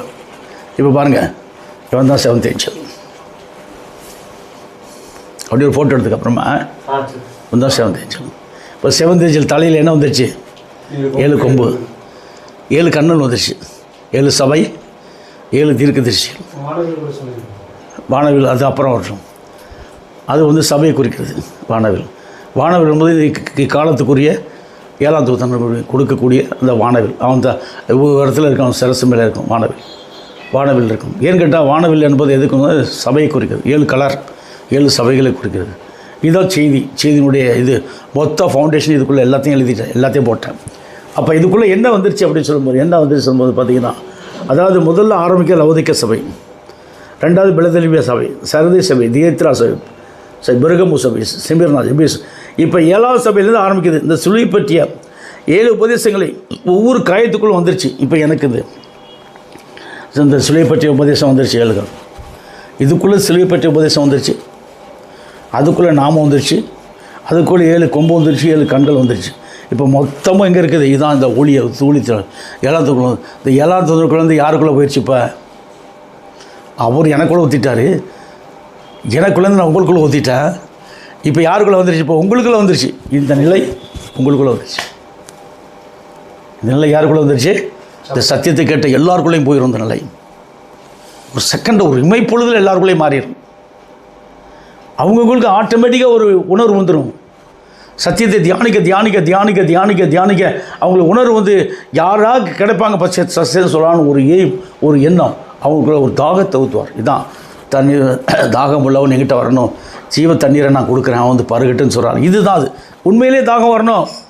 சத்தியத்தை கேட்டு கடலில் கல்லப்பட்ட மாதிரி இருக்கக்கூடாது. சத்தியத்தை கேட்டு கடலில் கல்லப்பட்ட மாதிரி இருந்தக்கூடாது. ஏன்னா செய்யும் ஊழி என்ற 7ஆம் செய்கிறான். அடுத்த உயிர்த்தெழுந்த கிறிஸ்து பண்ணுவோம். ஜெயம் கொண்ட மொத்த ஜெயத்தையும் ஊரிந்திர 7ஆம் யாருக்குள்ளே ஊற்றிட்டான்? மகிமையான மணவாடி சபைக்குள்ளே ஊற்றிட்டான். இப்போ அவரை விட்டு நீங்கிருச்சு. அது இப்போ என்னை விட்டு நீங்கிருச்சு, உங்களுக்கு வந்துருச்சு. இப்போ எல்லாருக்கும் ஊழியர் செய்யக்கூடிய ஒரு தகுதியை கருத்தர் கொடுத்துருக்காரு. ஒவ்வொரு சபைக்குரிய 5 விதமான பிரணவம் என்ற நாமம் தான் அது. உயிர்த்தெழுந்த கிறிஸ்து பிரணவம் தன் முழு ஜெயத்தையும் ஊரினுடைய 7ஆம் தூதன் கொடுத்துட்டாரு. 7ஆம் தூதன் என்ன பண்ணுற? மகிமையான மணவாடி சபைக்குள்ளே ஊற்றிட்டு 7ஆம் தூதன் உட்காந்துருக்காரு. 7ஆம் தூதனுக்குள்ளே ஊற்றின கிறிஸ்து பிரணவம் இங்கே நிற்கிறாரு. இப்போ இந்த சபையை நடத்துறதுக்கு எனக்கு அதிகாரம் கொடுத்துருக்காரு. இந்த சபையை நடத்தக்கூடிய அதிகாரம் முழுவதும் நான் மகிமையான மணவாடி சபை. ஏன்னா நீங்களும் போய் ஆத்ம ஆதாயம் செய்யணுன்றதுக்காண்டி கொடுக்குறாரு, உங்களுக்கும் கொடுத்துருக்காரு. நீங்களும் மகிமையான மணவாடி சபையில் இருக்கிறது. அதான் வெளிப்படுத்தல் 3ஆவது 14-22 சொல்கிறாரு. லவோதிக்கா சபைக்கு 14 சொல்கிறாரு. ஏன்னா இந்த காலத்தில் உள்ள சபை எப்படி குளிரெல்லாம் ஏன்னா வெதுவெதுப்பாக இருக்கணும். இப்போ இதெல்லாம் ஸ்தாபன சபைகள் பார்த்தீங்கன்னா அவனுக்கு தான் குளிரில் ஒன்றும் இல்லை. அவங்க எப்படி இருக்காங்க? ஒன்றுக்கும் உதவாத உளுத்து போன மரம். அதாவது பட்டை மரத்துக்கு பச்சை மரமாகி எனக்கு இந்த பாடுன்னு சொன்னார். பட்டை மரமாகி உங்களுக்கு என்ன பாடினார்? அவன் பட்டை மரம் இல்லை, உளுத்து போன மரம். ஏன் எல்லாரையும் பார்த்து பட்டை மரம் சொன்னார்? ஏன்னா அவர் வந்து பச்சை மரம். அந்த பச்சை மரத்தினுடைய நிலையை, அந்த பச்சை மரத்தினுடைய நிலையை நம்மளுக்குள்ள வரும்பொழுது உளுத்து போன மரம் கூட நம்மளுக்கு பச்சை மரமாயிடும். அவர் அந்த சிலுவை மரண பிரசவம் 7 காய், அந்த சிலுவையில் பெற்ற அடையாளங்கள் நம்மளுக்குள்ளே வரும்பொழுது ஒரு நம்மளுக்குள்ள உயிர் வந்துடுது. செத்துப்போன உயிருக்கு, ஆத்மாவுக்கு உயிர் வந்துடுது. அப்பத்தை விட்டு கையில் கொடுத்தாரு, மறைஞ்சிட்டார். அவ்வளோதான், உயிர் வந்துடுச்சு அவனுக்கு. மறைஞ்சிட்டவொன்னே திரும்ப ஓடியாரான் 8 கிலோமீட்டர். கத்தறான், ஒரு நேரம் கூட சோறு திங்க முடியல அவனுக்கு. தேவனே நம்மள்கிட்ட வந்து பேசினார். அதே மாதிரி தான் இன்றைக்கு தேவன் உங்கள் சபையில் நிற்கிற சத்தியத்தின்படி உங்களுக்கு வர்றாரு. இப்போ கொஞ்சம் கொஞ்சமாக உங்களுக்கு என்ன பண்ணுவார்? ஊட்டுறாரு. சொல்லிட்டு சபையை குறித்து சொல்கிறார். 14 சொல்கிறோம். குளிர் மட்டும் அண்ணன் மட்டும் குளிர் அண்ணல் ஒன்று நலமாக இருக்குன்னு சொல்கிறார். இதை பார்த்தீங்கன்னா இந்த பெந்தகூஸ்தனால் ஊற்றப்பட்ட பரிசுத்த ஆவி பெற்றவர்கள் எப்படி இருந்தாங்க? அவங்க எப்படி இருந்தாங்க? குளிர் அவங்க எப்படி இந்த பெந்தகூஸ்தனால் ஊற்றப்பட்ட பரிசுத்த ஆவி எப்படி இருந்தது? ஊற்றப்பட்ட உடனே சபை கட்டப்பட்டது. பெந்தகூஸ்தனால பற்பல பாஷைகள் பேசினாங்க, அந்நிய பாஷை பேசினாங்க எல்லாம். ஆனால் இன்றைக்கு அதே மாதிரி நடிக்கிறான். நல்லா கவனி, அதே மாதிரி நடிக்கிறான். சாத்தானி நாவி எல்லாருக்குள்ளேயும் ஊற்றிட்டான். அன்றைக்கி ஒரு இடத்துல ஊற்ற பெந்தகூஸ்தனால் ஊற்றுறது, இன்றைக்கி எல்லா பேருக்கும் பெந்தகூசை சொல்லிவிட்டு எல்லாருக்குள்ளே என்ன பண்ணால் ஏதோ ஒரு அசுத்தாவி வந்து நின்று அவனுக்குள்ளே அந்நிய பாஷை பேசுது. இது என்ன பேசுதுன்னு சொன்னால் வலுசர், நீங்கள் படிச்சிங்க சொன்ன வெளிப்பத்தல் 16வது அதிகாரத்தில் 13, 14 வலுசற்பம் மிருகம் கள்ளத்திற்கு வாயிலிருந்து புறப்பட்டு 3 தவளைகளுக்கு போன அசுத்தாவிகள் புறப்பட்டு வர கண்டேன். அவைகள் அற்புதங்களை செய்யக்கூடிய பிசாசின் ஆவி. அந்த ஆவிகள் தான் இன்றைக்கு எல்லாருக்கும் ஊற்றி தவக்கால குதிக்கிற மாதிரி குதிக்கிறான். தவக்கால அந்நிய பாஷை பேசுகிற மாதிரி பேசுகிறான். தவக்கால வந்து மழை காலத்தில் பேச பாருங்க, தவக்கால கத்தமில்ல. அதே மாதிரி கத்துறது தான் இன்றைக்குள்ள அந்நிய பிசாசு. எப்படி எல்லாருடைய முகத்திலையும் கரிய பூசிட்டோம். சத்தியத்தை அறிய முடியாதபடி அவன் கண்ணுக்கு உள்ளாகிட்டான். கண்ணுக்கு உள்ளாகி போச்சு. இன்றைக்கி குளிர்மண்டி அனல்மண்டி இருக்கும் அவன்தான். வெதுவெதுப்பாக இருக்கணும் அவன்தான். அந்த மாதிரி நிலையில் உள்ள மக்களை தான் நம்ம கொண்டு வர சொல்கிறார். நீ அவங்கள பற்றி கோச்சிக்கிறாத, அவங்கள பற்றி நீ எதுவும் சொல்லாத, நீ அங்கே போய் அவங்களுக்கு சத்தியம் சொல்லு, அந்த ஆத்மாக்களை கொண்டு வா. அது ஒன்றை சேர்ந்த ஆத்மா, அவங்கள சேர்ந்த ஆத்மாக்கள் இல்லைன்றார். நல்லா புரிஞ்சிச்சா? உங்கள் மனைவிலாம் அவங்கள சேர்ந்தவங்க, உங்களை சேர்ந்தவங்க நீங்கள் உங்கள் மூலியமாக கர்த்தருக்குள்ளே கொண்டு வரும்.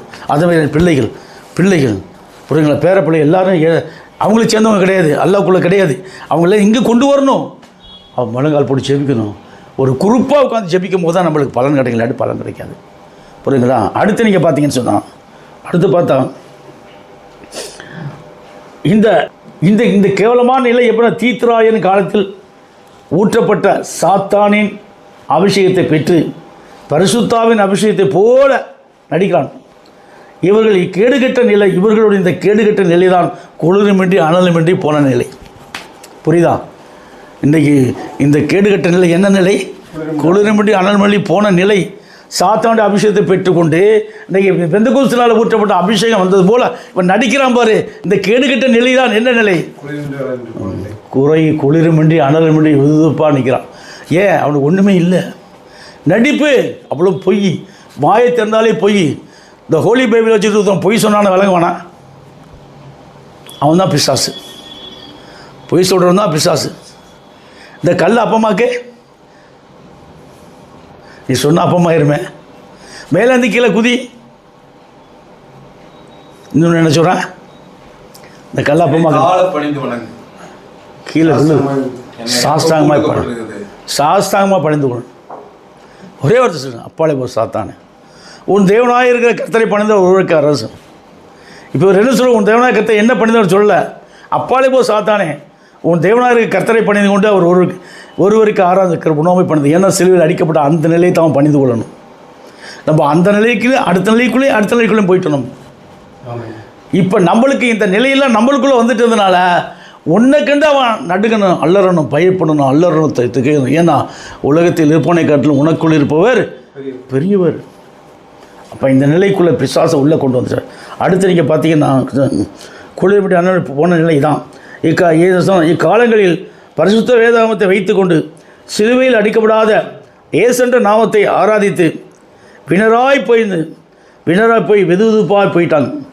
இவர்கள் உலகம் புறாவிலும் பல்லாயிரக்கணக்கான பெரிய பெரிய ஸ்தாபன சபைகளை உருவாக்கிட்டாங்க இயேசுன்ற நாமத்திற்கு. இது மட்டும் அவங்கள நம்பினாங்கல்ல, அவங்களையும் மோசமாக்கிட்டான். அதுதான் பெரிய கூத்தே. அவங்க நம்பி பல்லாயிரக்கணக்கான ஜனங்க வந்தாங்க, பல்லாயிரக்கணக்கான சபைகளை உருவாக்கிட்டான். அங்கங்கே சபை தான், எங்கே பார்த்தாலும் பாட்டு தான், எங்கே பார்த்தாலும் மூளை தான், எங்கே கண்ணு கட்டின தூரமுறை சபை தான் இருக்குது. ஆனால் அந்த சபையை நம்பி வந்தவங்களெல்லாம் இவங்களை காட்டிலும் ரெட்டிப்பான கேட்டின் மகன் ஆகிட்டான். இவன் கேட்டின் மகனாக போயிட்டான், அந்த மக்கள் எல்லாம் எப்படி ஆகிட்டான், இவங்களை காட்டிலும் ரெட்டிப்பான கேட்டின் மகனாக்கி அவங்களை ஐயோடு பண்ணிட்டான். இவர்களை நரகத்தின் மகன் ஆக்கிட்டான். அப்போஸ்தலர் 16:14 படிச்சு 16:16 படி. இக்காலத்தில் இவன் நடத்துகிற ஊழியத்தை கவனிங்க. அப்போஸ்தலர் 16:16 அங்கே ஒரு ஊழியம் நடக்குது. நாங்கள் ஜெபம் பண்ணுகிற இடத்துக்கு போகையில் குறி சொல்ல ஏவுகிற ஆவியை கொண்டிருந்தது. ஒரு குறி சொல்லுகிற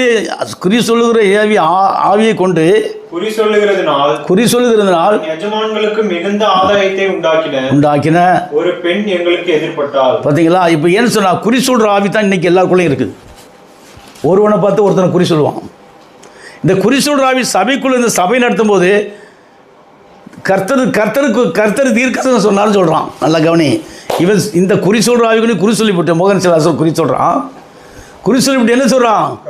கர்த்தர் நடத்துனாரு. இவனுக்கு பேரம்புகளும் வருது. ஆனால் இந்த ஊழியம் இந்த ஊரின் ஏழாம் தூதன் எலும்ப இவனை ஊழியமெல்லாம் சர்வநாசமாயிரும்.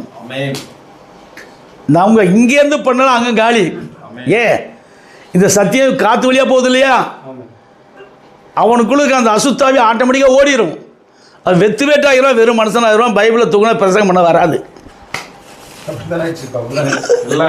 பைபிளை தூக்குனா பிரசங்கம் பண்ண வர. அவனுக்குள்ள ஆவி இங்கே ஒரே இடத்துல உட்காந்து உலகம் பூரா இருக்கிற மொத்த ஆவிகளை 7ஆம் தூதன் க்ளோஸ் பண்ணிடுவான்.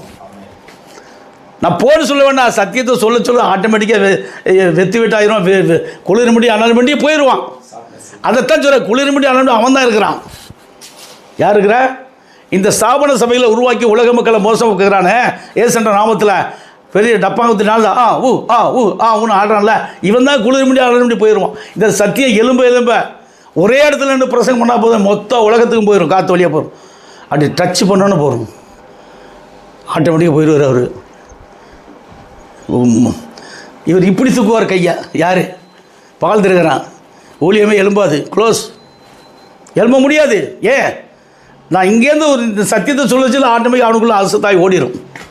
அவங்களுக்குள்ளே இருக்குது என்ன வலுசற்பம் இருக்கும், கள்ளத்திற்கு வாயில்ந்து போட்டு 3 தவளைகளுக்கு போட அசுத்தாய் புறப்பட்டு வருங்க. அவங்க அற்புதங்களுடைய பிசாசுகள் ஆவியை காசு கொடுத்து 1 கோடி ரூபா கொடுத்து விலைக்கு வாங்கி வச்சுருக்கான். அசிங்கமாயிட்டான் நம்மளுக்கு எதிர்க்க. என் மூஞ்சி அவன் பார்க்க வேண்டாம், அவன் மூஞ்சி நான் பார்க்க வேண்டாம். நீ முழங்கால் போட ஒன்றால் முடிஞ்ச வரைக்கும் நீ அப்பாவை கூப்பிடு, நான் இந்த கிருபனுடைய நாமத்தை ஒன்று காலி பண்ணுங்க. அந்த நாமமே அவனை காலி பண்ணிடும். இந்த நாமத்தில் இருக்கிற சத்தியம் அவனை காலி பண்ணி. ஏன்னா 7 எழுத்துக்குள்ளே வருது, அவருக்குள்ளேருந்து வருது. 6ஆவது அவன் எங்கேருந்து வருது? சிலுவையில் அடிக்கப்பட்டார் இல்லையா, அந்த 7 காயத்துக்குள்ளேருந்து இடமிருந்து வளம் என்று சொல்லுவான பிரசவ 7 காயத்துக்குள்ளேருந்து ரத்தத்துக்குள்ளேருந்து அந்த நாமம் வருது. அந்த நாமம் தான் பிரானோம்னு சொல்ல சொல்ல சொல்ல சொல்ல சொல்ல சொல்ல என்ன ஆகும்? அப்படியே உலகத்தில் நடக்கூடிய தள்ளப்பட்ட ஆவிகளுடைய நிர்வாண தேவனுடைய சாத்தானுடைய ஊழியம் முற்றிலுமாக நிர்மூலமாகி நாசமாகி ஒன்றுமெல்லாம் அழிஞ்சிரும். அதுக்கு தான் இந்த நாமம் வந்திருக்கு, அழிச்சிரும். எல்லாரையும் கெடுக்கிறான். அதான் சொல்ற வெளிப்பத்து 16, 13, 14 படியான வலுசற்பம் இருக்கும், கள்ளத்திற்கு வாயிலிருந்து புறப்பட்ட 3 தவளைகளுக்கு போன அசுத்தாவிகள் புறப்பட்டு இருக்கின்றேன். அவைகள் அற்புதங்களை செய்யக்கூடிய பிசாசுகளின் ஆவிகள். என்ன ஆவியதே? அற்புதங்களை செய்யக்கூடிய பிசாசின் ஆவி. எங்கே? இனி அற்புதம் பண்ண முடியாது. இனிமேல் கொண்டு அற்புதம் பண்ண முடியாது. ஏன் பண்ண முடியாது? இனிமேல் கொண்டு நேம் காலிங்கெலாம் கூப்பிட முடியாது. அந்த ஆவி உனக்குள்ளே இருந்தால் தானே கூப்பிடுவேன். அதுவே ஒன்றை விட்டு ஓடி போகுது. அதுவே ஒன்றை விட்டு ஓடி போயிடும். 7ஆம் தூதனுடைய சத்தத்தை கேட்டு பயந்து நடுங்கி ஓடிடும். தள்ளப்பட்ட ஆவிகளுக்கு அவ்வளோ பயம். ஏதோ ஆவிகளை பெற்ற இவைகள் அற்புதங்களை செய்யக்கூடிய பிசாசுகளின் ஆவிகளும் பயந்து விலகி ஓடிடும். இந்த ஆவிகளுக்கு ஐயோ, இவர்கள் குறி சொல்லக்கூடிய ஆவிகளை கொண்டு அற்புதங்கள் செய்யக்கூடிய ஆவிகளை கொண்டு குறி சொல்லக்கூடிய ஆவிகளை கொண்டு அற்புதங்கள் செய்ய அப்புறம் பண்ணுறான். ஒரு அற்புதமுங்க நடக்கவே நடக்காது. எல்லா அற்புதங்களும் சாத்தானின் அற்புதம். அப்பாலே போ சாத்தானே, உன் தேவநாயக கிருபணமை பணிந்து கொண்டு அவர் ஒருவருக்கு ஆராதனை செய்வாயாக என்று எழுதியிருக்கிறதே. அப்பாலே போ சாத்தானே, அப்பாலே போ ஏசென்ற சாத்தானே, உன் தேவனாயிருக்க கிருபணமை பணிந்து கொண்டு அவர் ஒருவருக்கு ஆராதனை செய்வாக என்று எழுது. அப்பாலே போ ஏசென்ற சாத்தானே, அவனை ஆராதிக்கிற கூட்டம் அத்தனையே அப்பாலே போ. அவங்களுக்கு என்ன ஆகி போச்சு? அவங்கள்ட்ட ஓடிப்போ. மக்கள் கர்த்தருக்குரியவர்கள், மக்கள் சாத்தானுக்குரியவர்கள் அல்ல. இந்த மக்கள் வலதுக்கு இடதுக்கு வித்தியாசம் தெரியாத மக்கள். சத்தியம் புரியல, ஏதோ போனோமா நம்மளுக்கு நடக்குதா, ஆராதனை நடக்குதா. முக்குக்கு முந்து பார்த்தீங்கன்னா இந்த மரியாதையுடைய சிலையை வச்சுருப்பான், ஒரு செங்கோலை கொடுத்துருப்பான், அது முச்சந்தி இருக்கும். போய் நீங்கள் மெழுகுத்தி கொளுத்திட்டு ஜனங்க அப்படியே போயிட்டு வேண்டுதல் போனால் அந்த வேண்டுதல் நிறைவேறணும். ஒன்று அதை நிறைவேற்றணும் என்ன பண்ணுவாங்க. அதே மாதிரி வாண்டூரில் போனால் அந்த தழகாக்கு மொத்தத்தில் சிவப்பு பூர்வம் கல்லா பூர்வம் அந்த பூர்வம் இந்த பூர்வம் அங்கே போய் வேண்டுதல் சொன்னால் அது நிறைவேற்றும். நிறைவேற்றாமல் இருக்குமா? நிறைவேற்றணும் என்னம்மா திரும்ப அங்கே தான்மா அப்படி இழுக்கிறது அவனை. வா வா வா வா வான்று போன பேரும் எல்லாம் சொல்லி எல்லாம் தான் கரெக்டாக பண்ணிட்டல. இப்போ அடுத்து என்ன வச்சுருக்கிறேன்னு என்னென்ன காரியம் இருக்குது அதுவும் கரையாக நடக்கும். அதுவும் நடத்துல என்ன பண்ணுவான், அவனே அங்கே போய் உட்காந்துருவான். 2 மணி நேரம் 3 மணி நேரம் மணிக்கணக்கில் உட்காந்துக்கிட்டு அப்படியே தலையாட்டிகிட்டே உட்காந்துருவான். முடிஞ்சு போச்சு, அவன் கதை லைஃப் முடிஞ்சிடும். இந்த மாதிரியே பல இடத்துல வச்சுருக்கான். பல மார்க்கு 10 மார்க்குகளே அது இருக்குது. சீக்கிய மார்க்கு இது இன்னும் கெடுக்கிட்ட அங்கே தான் இருக்குது. பஞ்சாபில் போய் பார்த்தா தான் தெரியும் அதனுடைய வண்டவாளம் தண்டவாளத்திலும் புரியுங்களா. அங்கேயும் அப்படி தான் வச்சுருக்கான், இங்கேயும் அப்படி தான் வச்சுருக்கான்.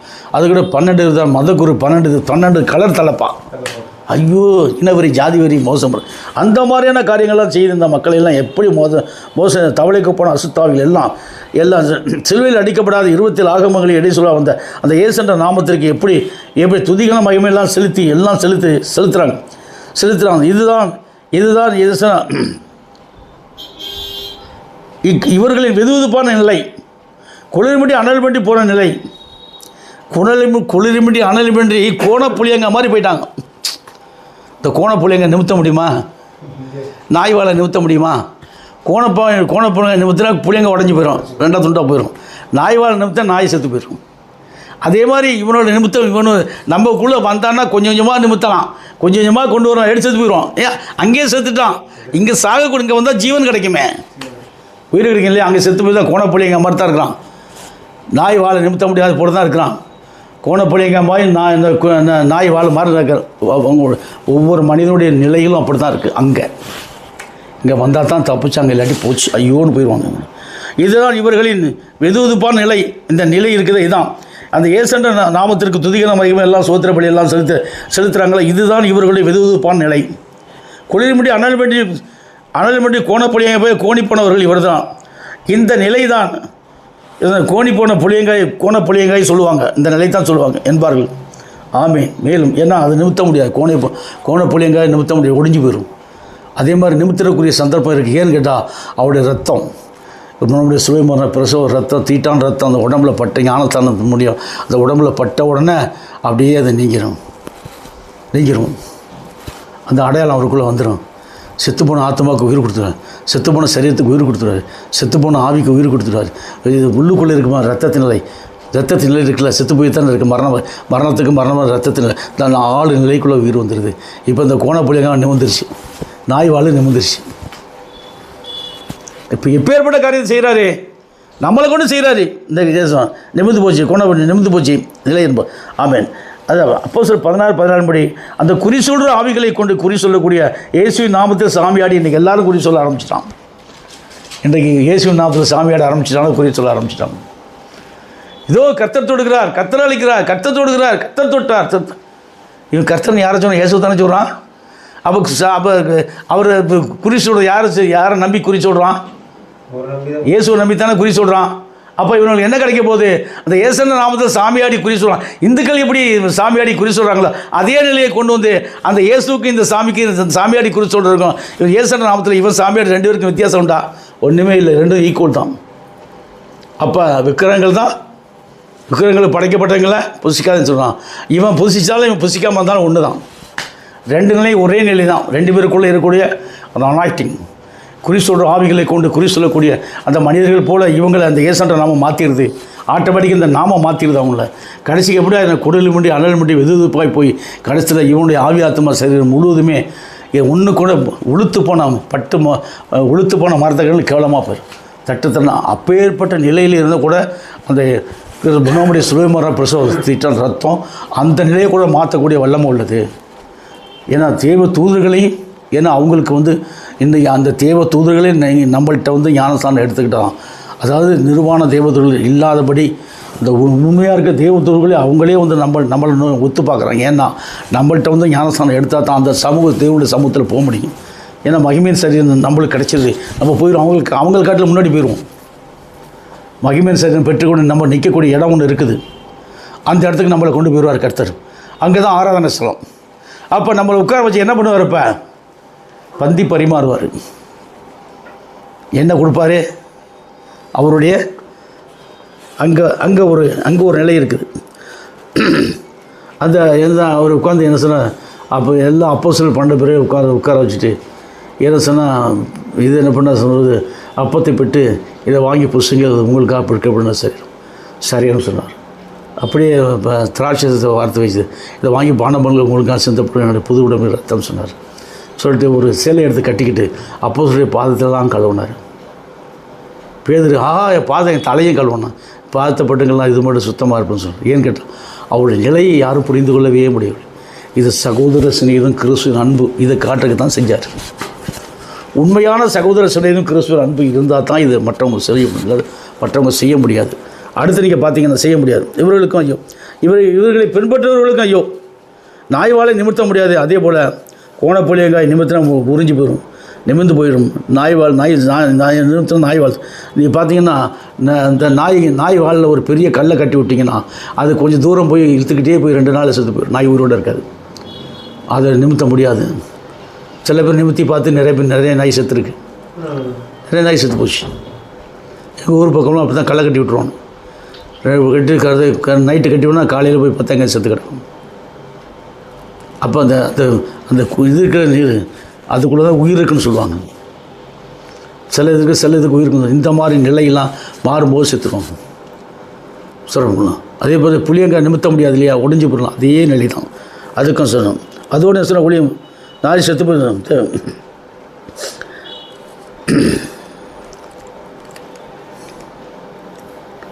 நீங்கள் பார்த்தீங்கன்னு சொல்லும்போது எல்லோரும் என்ன கிறிஸ்து ரொம்ப பாடுபட்டார். அவர் சொல்கிறார் மத்தேயு 8வது அதிகாரத்தில் 20 சொல்கிறார் பாருங்கள். சொல்லிவிட்டு 8வது அதிகாரத்தில் 20 சொல்கிறாரு. 8:20 என்ன சொல்கிறாரு? கிட்டன்னு படிங்க. அதற்கு கிறிஸ்துவோம் நரிகளுக்கு குழிகளும் ஆகாயத்து பறவைகளுக்கு கூடுகளும் உண்டு, மனுஷகுமாரனுக்கோ போச்சுடா. அவர் தலை சாய்க்கிறதுக்கு என்ன இல்லையா? அவர் அப்படி சொன்னவர் அவர் எப்படி செத்தார்னு பாருங்க. அவர் எப்படி செத்தார்னு யாருக்காவது தெரியுமா? இப்போ படிங்க எப்படி செத்தார்னு பாருங்கள். யோவான் 19:30 படிங்க. அப்படி தான் செத்தார்.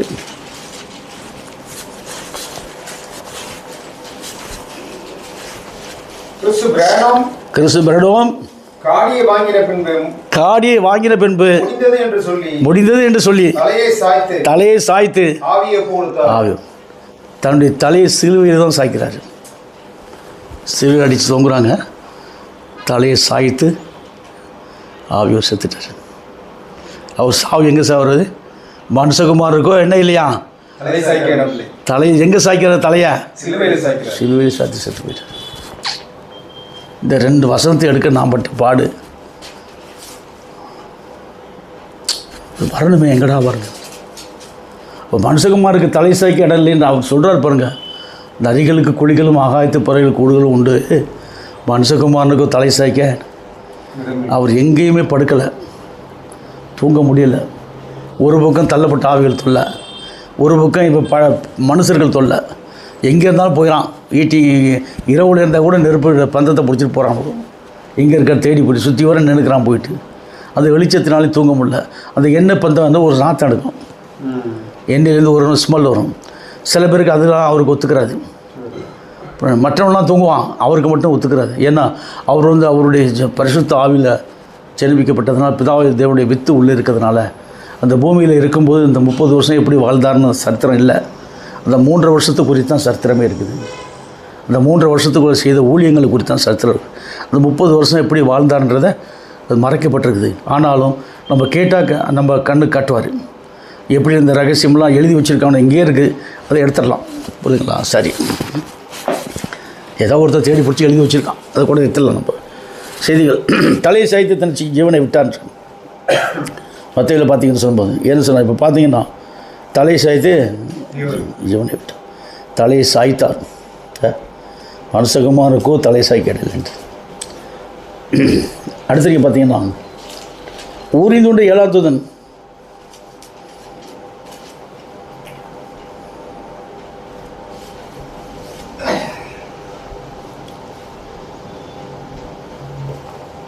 வழிபட்டு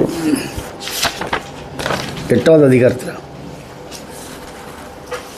3, 4, 5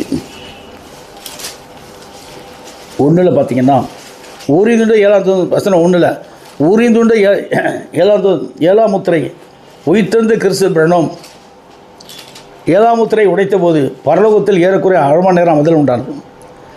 இந்த பரலோகத்தில் அமைதல் உண்டான பரலோகத்தில் 1/2 மணி நேரம் அமைதல் உண்டாயிருச்சு அப்படின்னு சொல்லுவோம். 12,000 வருஷம். 1/2 மணி நேரம் என்பது 12,000. இது 2000 வருஷம் முடிஞ்சு போச்சு. இந்த 10,000 வருஷம் இருக்குது. இந்த 10,000 வருஷம் கழித்து தான் ஊரிந்துண்ட 7ஆம் தூதன் எழுப்புறார் அவர். இந்த 10,000 வருஷமும் நம்மளுக்கு கொடுக்கப்பட்ட நேரம், நம்மளுக்கு கொடுக்கப்பட்ட ஊழியம். இது 2000 வருஷமும் அதுக்கு முன்னாடி உள்ள வருஷங்களும் சாத்தானு கொடுக்கப்பட்ட எல்லாம் முடிஞ்சு போச்சு. இனிமேல் இந்த ஊழியத்தில் அதுகளுக்கு என்னென்ன சம்பந்தமே கிடையாது. அந்த ஊழியம் பண்ண முடியாது. ஏன்னா எல்லாம் இனிமேல் எல்லாம் என்னென்ன பொய் சொல்லணுமோ எல்லாத்தையும் சொல்லி முடிச்சிட்டான். எங்கெங்கே டான்ஸ் ஆன எல்லாத்தையும் நடத்த பெரிய பெரிய ஸ்தாபன சபைகளை உருவாக்கி எல்லா சபைகளும் அந்த இயேசுன்ற நாமத்தை துதிகரமாக்கி சோத்திர பலியை செலுத்த வச்சுட்டான். ஆனால் இனி அவனுக்கு ஊழியத்தில் என்ன பண்ணுறதுக்கு இல்லை, நம்மளை எதுக்கவும் முடியாது. அப்போ நம்மளுக்கு கொடுக்கப்பட்டது தான் இந்த வருஷம். நம்முடைய நாமத்தை 6வது வசனமாக கொண்டு வர கொடுக்கப்பட்டு தான் இந்த வருஷம். இப்போ நம்ம பேசுகிறதெல்லாம் வாட்ஸ்அப்பில் அனுப்ப ஆத்மாக்கள் நிறைய பேர் சேருவாங்க. உயிர்த்தெழுந்த கிருபை 7ஆம் முத்திரை உடைத்த போது பரலோகத்தில் 1/2 மணி நேரம் அமைதல் உண்டான்னு சொல். இந்த பரலோகத்தில் 12,000 வருஷம் 2000 முடிஞ்சு போச்சு. ஏன் எப்படி இந்த பூமியில் தான் 7ஆம் தூதன் தோன்றுவான்? இந்த பூமியில் தான் அவன் தோன்றுறான். கிருபை சிலுவை மரண பிரசவம் முடிந்து 2000 ஆண்டுகள் ஆகிடுச்சு. இந்த 2000 ஆண்டுகள் முடிந்து தான் ஊரிந்துண்ட 7ஆம் தூதன் வரான். ஊரிந்துண்ட 7ஆம் தூதன் உயிர்த்தெழுந்த கிருபை. இந்த ஊரிந்துண்ட 7ஆம் தூதனை உயிர்த்தெழுந்த கிருபை தான் எழுப்புறார். அவர் தான் இவனை கூட்டிகிட்டு வர்றார். இந்த ஊழியத்தில் கூட்டிகிட்டு வந்து என்ன பண்ணுறார்? இப்போ எல்லா சத்தியத்தையும் அவனை சொல்லிக் கொடுறார். தான் ஜெயங்கொண்ட ஜெயம் முழுவதையும் இவனுக்குள் ஊற்றி மேற்படியான இந்த கனமான ஊழியத்தை செய்ய எப்போ அவனை செய்ய தகுதிப்படுத்துகிறார். எனக்கு ஒரு தகுதி இல்லை, கனமான ஊழியத்தை செய்கிறதுக்கு அவர் தான் தகுதிப்படுத்துகிறார். தெரிஞ்சு கேட்பான், பேய் தடுத்த முடியுமா, பிசாசு தடுத்த முடியுமா, வியாதியை போக்க முடியும்? நிச்சயமாக போக்க முடியும். குணம் நாமத்தில் தள்ளப்பட்ட ஆவிகள் அலருமே. ஏசண்ட பிசாசை அலறுதுன்னா குணம் நாமத்தில் ஏசண்ட பிசாசை போயிடும். அவன் அப்படியே பார்ப்பான் நம்மளை. ஏன் இப்போ யாரா இயேசுவை பிசாசன்றான்? கிறிஸ்து பிரணவ நாமத்தில் ஏசண்ட சாத்தானே அப்பாலே போ, உன் தேவநாயக பிரணவ படிந்த ஒருவருக்கு ஆராதனை செய்வான்னு எழுதியிருக்க அசிங்கமாயிடுவான். யாரை பற்றி சொல்லுது? சிலுவை அடிக்கப்படாது 27 ஆக முடியும் சொன்ன ஏசண்ட சாத்தானே அப்பாலே போ, உன் தேவநாயக பிரணவை பணிந்து கொண்டு அவர் ஒருவருக்கே ஆராதனை செய்வான்னு எழுதியிருக்காது. இவன் தான் சிலுவையில் அடிக்கப்பட்டனா அந்த முன்னாடி சிலுவை மரண பிரசவம் ரத்தம் தீட்டான ரத்தம் சிலுவையில் அடிக்கப்படாத ஏசண்ட பிசாசனுடைய சகல பாவங்களையும் கழுவி சுத்திக்க என்று எழுதியிருக்கிறதே. நீ சொல்லிப்பார், நிப்பானான்னு பாரு. அல்லாண்ட பிசாசனுடைய சகல பாவங்களையும் கழி நிர்வாண தேவர்களாக பிசாசனுடைய சகல பாவம் கழுவி சுற்றி இருக்கும். மனுமக்களுடைய சகல பாவங்களையும் கழுவி சுற்றி இருக்கும். All points. இப்போ மனுமக்களுக்கு கொடுக்கப்பட்டதான் இந்த ரத்தம், இந்த நாமம். இந்த மனுமக்களை முதல்ல கொண்டு வரணும். இவங்களை கொண்டு வந்தாலே இந்த ஆவிகள்லாம் இவங்களை விட்டு போயிடுச்சுன்னா பரலோகத்தை நிற்கிறதுக்கு அவர் பார்த்துக்கிறார். அப்புறம் எரியும் கந்த கடலில் தள்ளி விட்டுருவார் மொத்த பேரையும். ஏன்னா அது எரியும் கந்த கடல் தான் அந்த சாத்தான் எடுக்க லாயக்கு தள்ளி விட்டார். வேறுபடியான இந்த கனமான ஊழியத்தை செய்ய விழுந்து 7ஆம் தூதன் எழுப்பிட்டார். ஆமேன். வசனம் 3:4-5 படி இது இங்கே நிற்பவன் தான் ஊறிந்து கொண்டு 7ஆம் தூதன் வேறொரு தூதனும் வந்து தூப வசன இது வெளிப்படுத்த 8வது அதிகாரத்தில் 3-4-5 வேறொரு தூதனும் வந்து இந்த வேறொரு தூதன் சொல்றாரு, வேறொரு தூதன் வந்து தூபம் காட்டும் பொற்கலசத்தை பிடித்து பலிபீடத்தின் படியிலே நின்றான். சிங்காசனத்திற்கு முன்பாக இருந்த பொற்பீடத்தின் மேல் சகல பரிசுத்தவான்களுடைய ஜெபங்களோடும் செலுத்தும்படி அவனுக்கு கொடுக்கப்படும். இந்த ஆராதனை தான் சொல்றாரு. அங்க வந்து நிற்கிறான் பாரு, அவன் தான் 7ஆம் தூதன். இந்த ஆராதனை நடக்க என்ன ஆகும்? தூப வர்க்கம் ஆராதனை போக போக போக போக என்ன ஆகும்? வாசனை போய்கிட்டே இருக்கும். அப்போ பிசாசுக்கு என்ன இல்லைங்க, அது கீழே படிங்க எப்படி போறான்னு பாருங்க. பிசாசு அப்படியே பரிசுத்தவான்களுடைய ஜெபங்களோடும் புகையானது தூதனுடைய கையிலிருந்து தேவனுக்கு முன்பாக எழும்பிற்று. பின்பு அந்த தூதன் தூபகலசத்தை எடுத்து அதை பலிபீடத்தில் நெருப்பினால் நிரப்பி பூமியிலே கொட்டினான். உடனே சத்தங்களும் இடி முழக்கங்களும் மின்னல்களும் பூமி அதிர்ச்சியும் உண்டான். 5 விதமான ஊழியங்கள் உண்டாகும். இப்போ இந்த சத்தியம் பூமியில் கொட்டியாச்சு. பூமினா நீங்கள் தான். இப்போ நீங்கள் பூமி என்பது எதை குறிக்க சொல்லுவோம்? அது பின்னாடி பூமி என்பது தேவன் ஆதியிலே வானத்தையும் பூமியை சிருஷ்டித்தார். பூமியின் மண்ணினாலேயும் மனுஷனை உருவாக்கினார். பூமி என்பது நீங்கள் தான். பூமினா என்னது? நீங்கள் தான். பூமியில் கொட்டுறதுனா யார் மேலே கொட்டுறது? உங்கள் மேலே தான் கொட்டணும். கொட்டும்போது என்ன ஆகுது உங்களுக்கு? இப்போ இது மண்ணா, இது மண் கலசமா, இது மண்ணா, இது மண்ணா, இது என்ன சொல்லுவோம்? அதாவது ஒன்றுக்கு உதவாத உளுத்து போன மரம். இந்த ஒன்றுக்கு உதவாத உளுத்து போன மரத்தை என்ன சொல்லும்போது பச்சை ஒளிவு மரமாக மாற்றுறது தான் இந்த சத்தியம். அப்படி தான் உங்களை மாற்றிடுச்சு. இப்போ நீங்கள் எப்படி இருக்கீங்க? பச்சை ஒளிவு மரம் ஆகிட்டு. ஒளிவு மரத்தில் என்ன இருக்குது? எண்ணெய் இருக்கும். பச்சை ஒளிவு மரத்துக்குள்ளே ஆயில் இருக்கும். இப்போ உங்களுக்குள்ளே என்ன வந்துருச்சு? எல்லாமே வந்துருச்சு. இப்போ நீங்கள் பச்சை ஒளிவு மரமாக இருங்க. ஏன்னா ஒரு பச்சை ஒளிவு மரத்தை கட் பண்ணி சுரமுல ஒட்ட வச்சு இன்னொரு ஒளிவு மரத்தோட ஒட்ட வச்சா இது ஒட்டிக்கிறோம். அந்த மாதிரி உயிர் கொடுக்கக்கூடிய ஆத்துமாக்கள், செத்துப்போன ஆத்துமாக்களுக்கு உங்கள் மூலியமாக வாயிலேருந்து போகக்கூடிய சத்தியம் செத்துப்போன ஆத்மாவை உயிர்ப்பிச்சிடும். செத்துப்போன ஆத்மா உயிர்ப்பிக்கக்கூடிய சத்தியத்தை இப்போ நான் உங்களுக்கு சொல்கிறேன். இதுதான் குற்றதுன்னா என்ன? பூமியில் குற்றதுனா பூமி என்பது என்ன சொல்லும்போது பூமி என்பது சாத்தானுடைய மரணம். இந்த மரணத்தில் இருக்கக்கூடிய பூமியாகி இந்த மக்களை விடுவிக்கக்கூடியது தான் இந்த சத்தியம்.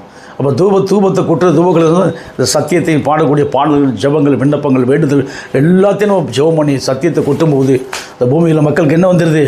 இந்த புகையெல்லாம் கிளம்பி பிசாசை திறத்திட்டு அவங்களுக்கு மீண்டுமாக செத்து போனவங்களுக்கு உயிர் கொடுத்துருது. அதுதான் இந்த சத்தியம். அடுத்த அந்த திரும்ப வசனத்தை உருட்டு படிச்சிருவோம். 3 நாள் இங்கு நிற்பவன் தான் ஊரின் திரும்பி கொண்ட 7ஆம் தூதன். பார்த்தீங்கன்னா வெளிப்படுத்தல் 8வது இடத்துல 3 நாளில் சொல்கிறார் இல்லையா? படி இங்கு நிற்பவன் தான் ஊரின் தூதன் வந்து தூபங்காட்டும் பொற்கலசத்தை பிடித்து பலிபீடத்தின் படியிலே நின்றான். அந்த அவன் தான் ஊரின் திரும்பி 7ஆம் தூதன். பலிபீடத்தின் பலி என்பது என்ன? ஊழியம். பலிபீடம் என்பது ஊழியம். பலிபீடத்தில் நான் உட்காந்து இதான் பலிபீடம். இந்த பலிபீடத்தில் நான் உட்காந்துட்டேன். இதான் ஊழியம். பலிபீடத்தில் நின்று கொட்டுறான்.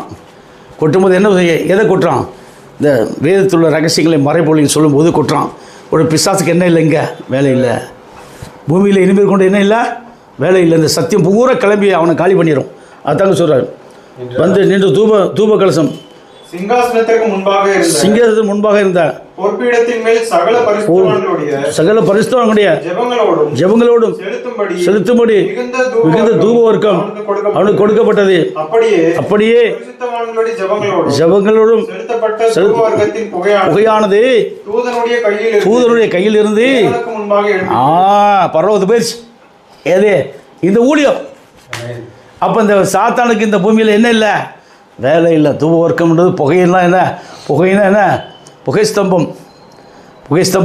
எதில் ஒரு புகைஸ்தம்பம் வருதா? புகைஸ்தம்பம் வரும்ல, மொசைக்கு வருதா? மோசைக்கு மூலியமாக மோசே பேசிட்டு இருக்கும்போது புகைஸ்தம்பம் எழும்பும். புகைஸ்தம்பம் எழும்போது அதே மாதிரி இது என்ன சொல்லும்போது புகை இது வந்து என்ன சொல்ற புகைன்றது புகை ஸ்தம்பம்ன்றது புகைன்றது எதை சொல்ல எதை குறித்து சொன்னால் ஊழியத்துக்கு பிரசங்கம், தேவனுடைய வார்த்தை, தேவனுடைய சத்தியம். இது போகும்போது பிசாசு என்ன பண்ண வெக்கப்பட்டு ஓடி போயிடும். அதே மாதிரி பரிசுத்தவான்கள் ஜெபங்கள் செலுத்தப்பட்ட தூப வர்க்கம், ஜெபம், தூப வர்க்கம் இதெல்லாம் எதை குறித்து சொல்லும்போது புகை இதெல்லாம் வந்து செய்தி. இப்போ நான் கூடக்கூடிய செய்தி தான்.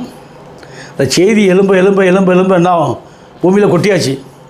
இந்த செய்தியை பூமியில் கொட்டியாச்சு. இதெல்லாம் தூபம் வர்க்கம் போகும்போது பிசாசு என்ன பண்ணுவான், அவனுக்கு இங்கே வேலை கிடையாது. அதைத்தான் தெளிவாக சொல்கிறார். அடுத்து என்ன சொல்லும்போது புகையானது தூதனுடைய கையில் இருந்து தேவனுக்கு முன்பாக எழும்பிட்டு அந்த தூதன் தூபகலசத்தை எடுத்து பலிபீடத்தில் நெருப்பினால் நிரப்பி பூமியிலே கொட்டினான். உடனே சத்தங்களும் இடி முழக்கங்களும் மின்னல்களும் பூமி அதிர்ச்சியும் உண்டாயின். 5 விதமான ஊழியங்கள் வருது. இந்த சத்தியம் நான் சொல்லும்போது எத்தனை ஊழியங்கள் வருது? 5 விதமான ஊழியர்கள். முதல்ல ஊழியர் தான் மின்னல், அடுத்து சத்தங்கள், அடுத்து இடிமுழக்கல், அடுத்து பூமி அதிர்ச்சி, அடுத்து பெருங்கல்மலை. பெருங்கல்மலை என்பது என்ன? கல்மலை பார்த்தீங்கன்னா இந்த பனிக்கட்டி கொட்டும், கல் மாதிரி கொட்டும். பனிக்கட்டி மனுஷன் மேலே வந்து மனுஷன் கொண்டு போகிறோம். அவ்வளோ ஏன்னு சொன்னால் பனிக்கட்டி கல் பனிக்கட்டின்னு சொல்லுவாங்க. கல் மாதிரி கொட்டும். அப்போ என்ன சொல்ல, இந்த சக்தி எப்படி போகுதுன்னு சொல்லும்போது இந்த பூமியில் 5 விதமான ஊழியர்கள் ஒரே நேரத்தில் அவன் செய்கிறான். மின்னல்களும் சத்தங்களும் இடிமுழக்கங்களும் போக பிசாசுக்கு அவன் கூட்டத்துக்கு என்ன இல்லை, இந்த சத்தியத்தாதுகள் கேட்குறதுக்கே வேணும். ஏன்னா இன்றைக்கு நீங்கள் நல்லா கூர்ந்து கவனித்து பார்த்தீங்கன்னா இந்த சாத்தானுடைய அபிஷேகத்தாலும் சாத்தானுடைய சத்தியத்தாலும் ஏசன்ற நாமம் இடைச்சொல்லா வந்தது. அந்த ஏசன்ற நாமத்துக்கு இடைச்சொல்லா வந்துருச்சுன்னா ஏசன்ற நாமத்தை வச்சு இவன் சத்தியம் சொல்லும்போது அந்த சத்தியம் காதுக்குள்ளே போகுமா? காதுக்குள்ளே போகிறதுக்கு இல்லை. ஏன்னு கேட்டால் அது காற்று வழியாக போயிடும். ஆனால் இவன் தான் ஆடுறான். வேணுமனே அப்பா சொன்னார், இம்மா சொன்னார், ஆத்தா சொன்னால், புள்ள சொன்னால், இவன் தான் கடந்து குதின்னு குதிக்கிறான். இன்றைக்கி நம்ம சபையில் சொல்லப்பட்ட ஒரு வசனம் தான் சொல்லுவான். அதோட அதுவும் அர்த்தம் அடியும் தெரியாது முடியும் தெரியாது. எப்படி பேசினார் ஆவியானவருமா? என்னத்தை பேசினார், என்னத்தை பேசினா கேளுங்க, ஒன்றும் தெரியாது. ஏன்? அப்போ எப்படி இந்த ஜனங்களை வஞ்சிக்கிற ஆவி, ஜனங்கள் எப்படிப்பட்ட வஞ்சிக்கிற ஆவி, அசுத்த ஆவி, பிசாசின் ஆவி. இந்த மக்கள் இந்த பைபிளை வச்சு கொண்டு அவங்களை பரலோக ராஜ்யத்துக்கு தகுதிப்படுத்த முடியுமா? அந்த ஆவிகளுக்கு தகுதி இல்லை. அந்த ஆவிகள் எப்படி தகுதிப்படுத்த முடியும்? அந்த ஆவிகள் மனுஷனுக்குள்ள பெரிய பெரிய ஊழியக்காரனுக்குள்ளே வந்துருச்சு. பவன் சிலாசர் ரட்சிக்கப்படலை, டி மோகன் ரட்சிக்கப்படலை, அதே மாதிரி பால் தினகரன் ரட்சிக்கப்படலை, தினகரனும் ரட்சிக்கப்படலை. டோட்டலி மொத்த பேர் ரட்சிக்கப்படலை. தினகரனை ரட்சிக்கப்படலை. வில்லியமரை அமெரிக்காவில் பேசின செய்தியை போய் தினகரன் அப்படியே கேட்டு நிற்கிறார் ஒரு இடத்துல. அவர் போட்டோ இருக்குது. ஏன்னு ரட்சிக்கப்படல? ஏசன்ற நாமத்தில் என்ன இல்லை? ரட்சிப்பு இல்லை. இந்த 2000 வருஷமாக ரட்சிப்பு ஏசன்ற நாமத்தில் கிடையாது.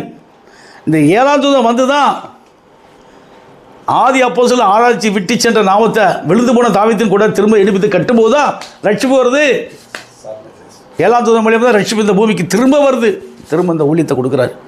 இப்போ ஆதி அப்போது ஆராய்ச்சி நாமத்தை விட்டு நாமத்தை மலிக்க 4 மணி அந்த நாமத்தை திரும்ப கொண்டு வரான். அந்த நாமம் எது சொன்னால் கிறிஸ்து பிரானோ.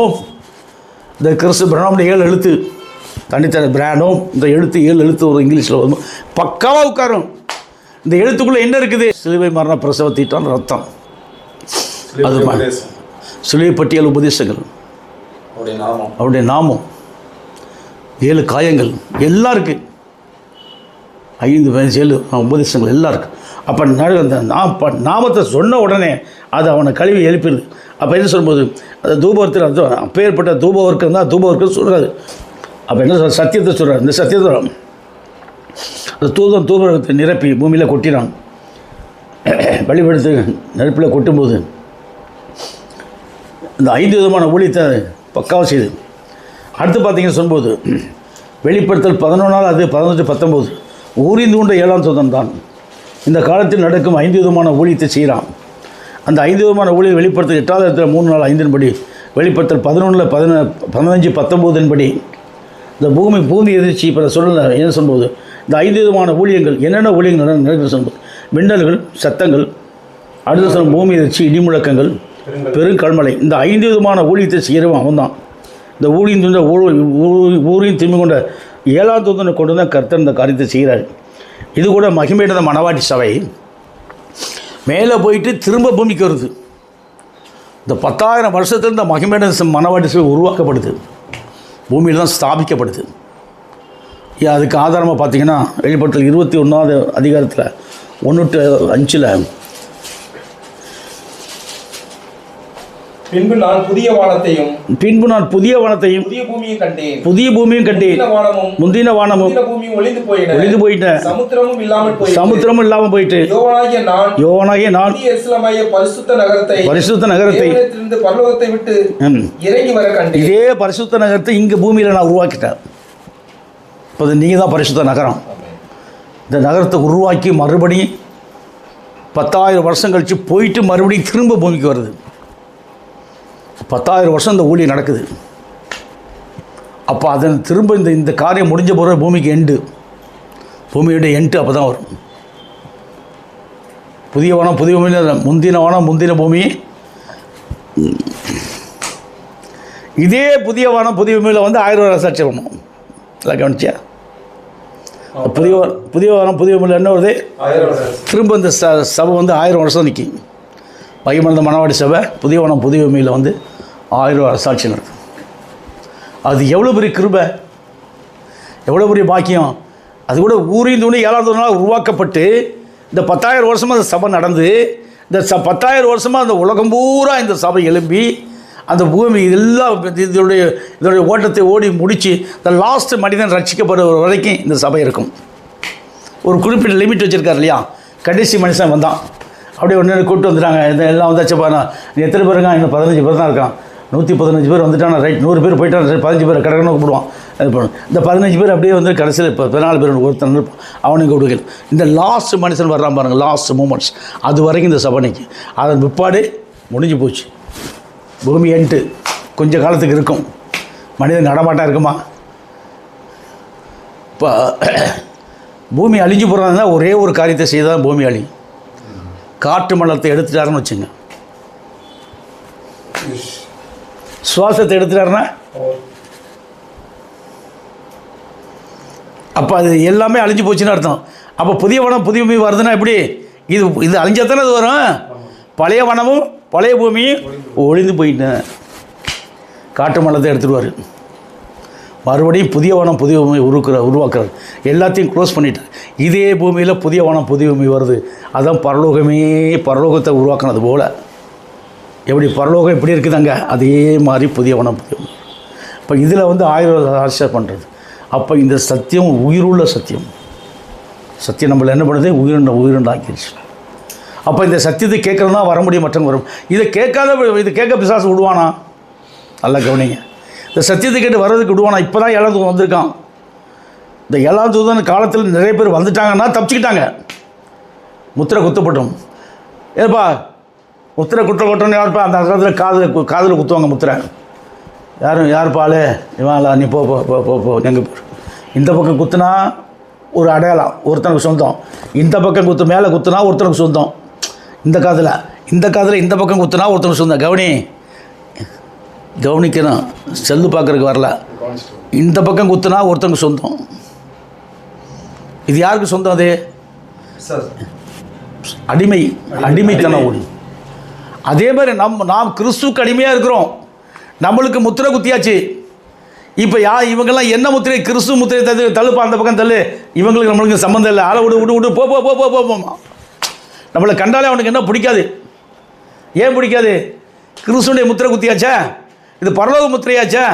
பாதாள முத்திரை எங்கேப்பா இருக்குது? கண்ணு கட்டின தூரம் வரைக்கும் பாதாளம் தான் இருக்குது. பரலோக முத்திரை கொஞ்சம் தான் இருக்குது. ஒரு கடலில் ஒரு இதில் ஒரு பயங்கரமான தண்ணி வெள்ளம் வந்துச்சு. நடந்துக்கிட்டே இருக்கிற ஒரு சின்ன ஒரு குன்று. அந்த குன்று மேலே தான் கொஞ்சம் பேர் உட்காந்துருக்காங்க. இங்கேருந்து பார்க்குறேன், ஒரே ஒரு மலை, சின்ன குன்று, அது மேலே கொஞ்சம் பேர் தத்திக்கிட்டு இருக்காங்க. இது எல்லாம் வந்து நடக்க போயிட்டே இருக்கிறாங்க. யாருக்குமே ரட்சிப்பு இல்லை. நான் என்ன பண்ணேன், அது இவங்க மட்டும் மலையில் தங்கி இந்த இடத்துல மட்டும் எப்படி இந்த மழை வந்துச்சு? அப்படியே அந்த பக்கத்தில் போய் நின்று அண்ணாந்து பார்க்குறேன். அப்படியே அந்த மழை பெருகிட்டே போகுது. அது உண்மையான வித்துக்கள் வந்து கூடி அந்த மேலே ஏறுறதுக்கு உரிய மலை அது. இவங்களை காப்பாற்றக்கூடிய மலை அது. மலை என்பது எதை குறிக்குது? கிறிஸ்துவ குறிக்கிறது. மலை என்பது கிறிஸ்துவ குறிக்குது. ஏற்கனவே அப்பேற்பட்ட ஒரு இந்த மாதிரி நிறைய சொப்பனங்கள் கண்டிருக்கேன். நான் சொப்பனத்தை கண்டிருக்கிறேன். சொப்பனங்கள் தரிசனம் அதிகமாக கண்டிருக்கிறேன். இது என்ன நேரடியாக கர்த்தர் கொடுக்கக்கூடிய சொப்பனங்கள். அப்போ இன்றைக்கு நம்மளுக்கு இப்பேற்பட்ட ஒரு பாக்கியத்தை கொடுத்து நம்ம மேலே வந்தாச்சு. இனி நம்மளுக்கு என்ன இல்லை, எந்த விதமான குறைவே கிடையாது. இப்போ படிச்சிங்களா அந்த வசனத்தை படிங்க 21. இதுலேருந்து எது சொல்ல பார்த்தீங்களா? சூதனால் இந்த பூமியில் ஸ்தாபிக்கப்பட்டு தேவதூர் ஊரையும் கொண்ட 7ஆம் தூதனால் இந்த பூமியில் 1000 வருஷம் ஸ்தாபிக்கப்பட்டு பரலோகம் சென்று மறுபடியும் பூமிக்கு திரும்பி வருது. பரலோகத்துக்கு போயிட்டு மறுபடியும் இந்த பூமிக்கு திரும்பி வருது. பார்த்தீங்கன்னா 15 22 வரைக்கும் படிங்க வசனம். அதுலேயே 21 என்னுடனே பேசினவன் நகரத்தையும் அதன் வாசல்களையும் அதன் மதிலையும் அளக்கிறதுக்காக ஒரு பொற்கோலை பிடித்திருந்தான். அந்த நகரம் சதுரமாய் இருந்தது. அகலமும் நீளமும் சதுரமாய் இருந்தது. அவன் அந்த கோலினால் நகரத்தை அளந்தான். அது 12,000 சாதி அளவாய் இருந்தது. அது நீளமும் இருங்க. அது ஃப்ரீயாக இருக்கும்போது படிங்க. ஏன்னா அதனுடைய அந்த ஸ்தலத்தை குறித்து சொல்கிறாரு. அடுத்து பூமியிலே ஸ்தாபிக்கப்பட்ட இந்த பரலோகம் சென்று மறுபடியும் பூமிக்கு வந்து திரும்பி வந்துருச்சு. மகிமை இருந்த மணவாட்டி சபை. அதுவே மகிமை இருந்த மணவாட்டி சபைன்னு வரும் பாருங்க. 10 பெரிதும் உயரமான ஒரு பர்வதத்தின் மேல் என்னை ஆவியிலே கொண்டு போய் தேவனுடைய மகிமை அடைந்த எருசலேமாகிய பரிசுத்த நகரம். தேவனுடைய மகிமை அடைந்த எருசலேமாகிய பரிசுத்த நகரம் பரலோகத்தை விட்டு தேவனிடத்திலிருந்து இறங்கி அப்போ இங்கே உருவானதானே மேலே போவோம். அப்போ நம்ம இங்கே உருவாக்கி நாங்கள் சொல்கிறேன் அதேபடி 10,000 வருஷங்களுக்கு திரும்ப வருவோம். இதுதான் விசுவாசம். இதுதான் விசுவாசம். அது 9 வரங்களில் விசுவாசம் ஒன்று. 9 வரங்களில் ஞானத்தை போதிக்க வசனம், அறிவு உறுத்து வசனம், விசுவாசம் 3வது வரம். அதே மாதிரி என்ன சொன்னால் இந்த விசுவாசம் என்பது சாதாரண காரியம் கிடையாது. அதாவது பரலோகத்தில் நமக்குன்னு ஒரு இது இருக்கின்றது. ரோமரில் சொல்கிறார் விசுவாசத்தை வருது. அப்போ அந்த விசுவாசம் என்பது எப்பேற்பட்ட விசுவாசம் நம்மளுக்கு இருக்கணும். அப்போ தேவன் நிச்சயமான முறையில் நம்மளுக்கு இந்த காரியத்தை செய்து முடித்து விட்டார் என்ற விசுவாசம் நம்மளுக்கு இருக்குது. அது திரும்பி வருகின்றது. மேற்படியான இந்த 5 விதமான ஊழியத்தை செய்பவன் தான் இந்த ஊரையும் திரும்பி கொண்ட 7ஆம் தூதன். இது ஓர் உண்மையான ஊழியம். இது எல்லாரும் செய்கிறதுக்கு இல்லை. பைபிள் எடுத்து பிரசங்கம் பண்ணுறதுக்கு ஸ்டேஜில் இந்த மாதிரி பிரசங்கம் பண்ணுறதுக்கு யாருக்கும் அதிகாரம் இல்லை. என்ன தவிர நீங்கள் வீட்டில் பிரசங்கம் பண்ணலாம், எல்லாம் மற்றவங்க டீச் பண்ணலாம், சொல்லலாம், அதெல்லாம் உண்டு. ஃபுல் ஃபீட்டில் இருந்து பிரசங்கம் பண்ணுறதுக்கு இது உண்மையான ஊழியம். அவன் தான் ரகசியம், அவனுக்கு தான் சொல்லுவார். அவன் மூலியமாக தான் மற்றவங்க கேட்டு மற்றவங்க பலப்பட்டதை சொல்லணும். இந்த ஊரியந்தோட ஊழியம் இது உண்மையான ஊரியந்து கொண்ட 7ஆம் தூதன் 12 மூப்பர்கள் உருவாக்குவோம். நான் 12 மூப்பர்கள் உருவாக்கி 2 பேர் வந்துட்டீங்க. 12 மூப்பர்கள் என்ன பண்ணுவாங்க? அவங்கவுங்க 12 பேரை கொண்டு வருவாங்க. உங்களுக்கு முன்னாடி 12, அவன் 12 அப்படியுமா கொண்டு வரும்போது பெருகும். நிச்சயமாக பெருகிறோம். ஏன்னு கேட்டால் பெருகும். ஏகப்பட்டது வந்துடுவாங்க இருப்பவர்கள். இவர்கள் தான் என்ன சொல்லும்போது வெளிப்படுத்தல் 14:1 இப்போ படித்தோம்ல. வெளிப்படுத்தல் 14:1-5, வெளிப்படுத்தல் 20:1-6, வெளிப்படுத்தல் 11 பார்த்தீங்கன்னா அங்கே நிற்கிறாங்களே மொத்த பேரும். வெளிப்படுத்தல் 14 படிச்சிங்களா? இப்போ அங்கே நிற்கிறது யார்? வெளிப்படுத்தல் 14:1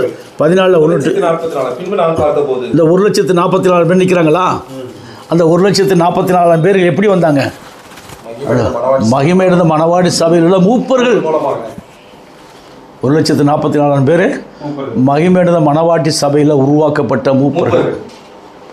இப்போ இவங்களுக்கு பின்னாடி அந்த 1,44,000 பேர் ஒவ்வொரு ஆளுக்கும் 12 அதே மாதிரி ஒவ்வொரு ஆளும் 12,000 பேரை கொண்டு வரணும். அதே மாதிரி 1,44,000 பேர்கள் மூலியமாக சபை பெருகிடும். ஏன்னா இவங்களுக்கு மூப்பர்கள் இவங்களுக்குள்ள அனாய்டிங் வந்துடுது. இவங்க பேசும்போதே வல்லமை புறப்பட்டு போகும். மற்றவங்க சொல்லும்போதே வல்லமை புறப்பட்டு போகும்போது அவங்களுக்கு அந்த பேய் பிசாசில் நிற்கிறதுக்கு அது இடம் இல்லை. அது ஓடி போயிருங்க. பேய் பிசாசில் நிற்கிறதுக்கே இடம் இல்லை. துண்டை காணான்னு ஓடிடும். நீ நடந்து போகும்போது அது அங்கேயே தலைதறிக்க ஓடி போயிடும். ஏன்னா அவருடைய காலத்தில் நடந்த காரியம் வேறு, நம்ம காலத்தில் நடக்கக்கூடிய வேலை அவர் ஜெயம் கொண்டதுனால எல்லா ஜெயம் 1, ஜெயம் 2, ஜெயம் 3, ஜெயம் 4 வந்துருச்சு. இப்போ ஜெயம் 5 மகிமை இந்த மணவாட்டி சபைக்குள்ளே வந்துருச்சு. இந்த லைன் வேறு, அந்த லைன் வேறு. அப்போ என்ன சொல்லும்போது பார்த்தீங்கன்னா அது சொல்லும்போது ரொம்ப தெளிவாக சொல்கிறார். நீங்கள் வீட்டில் ஃப்ரீயாக இருக்கும்போது படிங்க. வெளிப்படுத்தல் 14, 1-7, வெளிப்படுத்தல் 20, 1-15, வெளிப்படுத்தல் 21, 1-5, 22, வெளிப்படுத்தல் 22, 1-22. இத்தனையும் இந்த இத்தனையும் நான் சொல்லணும், ஆனால் இப்போ சொல்ல டைம் இல்லை. அடுத்தது அந்த இதில் இப்போ 14 சொல்லும்போது இந்த பூமியின் மேல் அறுப்புண்ட விளைவு, இந்த பூமியின் மேல் என்னது அறுப்புண்ட விளைவு. வெளிப்படுத்தல் 14, 13 பண்ணிங்கன்னா ஒரு தூதன் வந்து அறுக்க சொல்கிறாங்க, அறுத்துட்டான். கதிர் அறுவாலை பிடிச்சி அறுத்துட்டான். அது 13 வருதான்னு பாருங்கள். 13 வெளிப்படுத்தல் 14, 13. இந்த பூமியின் மேல் அறுப்புண்ட விளைவு இதுதான் மகிமை அடைந்த மணவாட்டி சபை. வெளிப்படுத்தல் அப்பொழுது வேறொரு தூதன் தேவாலயத்திலிருந்து புறப்பட்டு மேகத்தின் மேல் உட்கார்ந்து இருக்கிறவரை நோக்கி பூமியின் பயிர் முளைத்தது அறுக்கிறது காலம் வந்தது ஆகையால் அறுவாளை நீட்டி அறுத்துவிடும் என்று சொன்னான். ஏன்னா அவன் அறுவாளை நீட்டி அறுக்கிறது என்பது களஞ்சியத்தில் இந்த கதிரில் இருக்கிற மாதிரி பூமியில் விளைவு அதிகமாகிடுச்சு, வந்தாச்சு. ஏன்னா ஊரின் 7ஆம் தூதன் மூலியமாக சபை உருவாக்கப்பட்ட சபை இன்னும் 10,000 ஆண்டுகள் கழித்து வளர என்ன சொல்லும்போது அவங்கவுங்க கர்த்தருக்குள் நித்திரை அடைஞ்சு அப்படி இருப்பாங்க.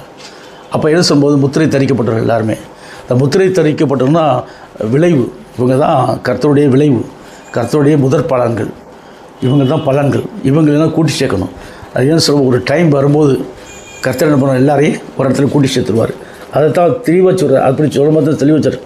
ஒரு பரலோகம் சென்று ஏன்னு சொன்னால் ஊரின் 7ஆம் தூதன் உருவாக்கப்பட்ட இந்த மகிமையடைந்த மணவாட்டி சபை இருப்பவர்கள் இவர்கள் பரலோகம் சென்று மறுபடியும் பூமிக்கு இறங்கி இந்த பூமியில் வருவார்கள். இவர்களுக்கு தான் மரணமில்லா நித்திய பேரின்ப பெருவாழ்வு பெற்றவர்கள். மறுபடியும் பூமிக்கு இறங்கி வர்றாங்க இல்லையா, இவங்களுக்கு பூமியிலே என்ன கிடைச்சது, மரணமில்லா நித்திய பேரின்ப பெருவாழ்வு. மரணம் நீங்கிருது, நம்மளுக்கு 4 விதமான மரணமும் நீங்கிருது. இந்த மரணமெல்லாம் நித்திய பேரின்ப பெருவாழ்வு பெற்றுக்கொண்டு இந்த பூமியில் அவங்க என்ன பண்ணுறாங்க, வந்து நிற்கிறாங்க. இவர்கள் பரலோகம் சென்று மறுபடியும் இந்த பூமிக்கு வருவார்கள். இவர்களுக்கு தான் மரணமெல்லாம் நித்திய பேரின்ப பெருவாழ்வு பெற்றவர்கள். வெளிப்படுத்தல் 21, 24, 26 2 வருஷம் படிங்க.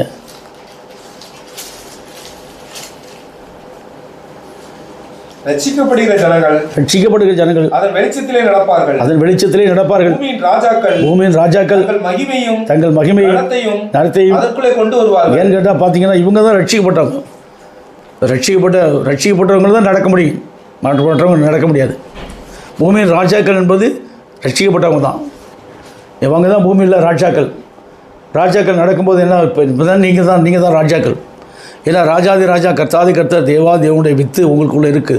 இது நடக்கும்போது என்ன நடக்கும்போது தேவ தூதர்களே ஒத்து பார்க்குறாங்க, யாரா நடக்கிறான் அப்படின்னு ஒத்து பார்க்குறேன். கிறிஸ்து தேவன் பூமியில் போயிட்டாராம். ஐயோ நம்பகதி என்ன ஆகும் அப்படின்ற நம்பகதி என்ன ஆகும், தேவன் பூமிக்கு போயிட்டாரா? ஆமாம், பூமிக்கு போயிட்டார். தேவ தூதர்கள் ஆச்சரியத்தோடு ஒத்து பார்க்குறாங்க. இப்போ ஒன்றும் இல்லை, 2 தேவ தூதன் வந்தான், கல்லை புரட்டி போட்டு 2 பேர் சொல்கிறான், எங்கே போயிட்டார், முன்னாடி போயிட்டார் போங்கன்றான். அவர் தேவதூதன் வந்து அவங்களுக்கு பதில்ச்சுனா அவங்க பயப்படவே இல்லை. தேவதூதனை கண்டு அவங்க பயப்படவே இல்லை, பேசுகிறாங்க, அவன் சொல்கிறான், போயிட்டான். இதெல்லாம் ஒரு சர்வ சாதாரணமாக நடக்கிற காரியமாக தெரியுது, புரியுங்களா? அப்போ உள்ளவங்க பயப்படாதபடி போய் தேவதூதன் வந்து அவங்கள்ட்ட பேசுகிற ஒரு பயங்கரமான ஒளியிலே வர்றான். அப்போ கூட அவங்க என்ன பண்ணல, பயப்படல, சாதாரணமாக தான் இருக்கிறாங்க. அதே மாதிரி நம்மளை சந்திக்க வரும்போது தேவ தூதர்களே நம்மளை சந்திக்க வந்து சொப்பனந்த தரிசனத்தில் காட்டும். நான் நிறைய காரியங்கள் நான் கண்டிருக்கிறேன், பார்த்துருக்கிறேன். அப்போது நான் பயப்படுறது கிடையாது. என்னன்னு கேட்டால் எத்தனையோ பேர் என்னென்னமோ பண்ணி பார்த்தான், என்ன ஒன்று நடக்கல, மந்திர தந்திரங்கள் ஏவல் பெள்ளி சொல்லுவோம். ஆனால் என்னை காத்து கொண்டது கிருபனுடைய நாமத்தில் நான் வந்ததுனால என்னை மேற்கொள்ளவே முடியவில்லை. அதே மாதிரி உங்களையும் மேற்கொள்ள முடியாது. ஏன்னா திரும்ப இந்த பூமிக்கு வந்துடுவாங்க, அவ்வளோதான், முடிஞ்சு போச்சு. அதே சொல்லும்போது இங்கே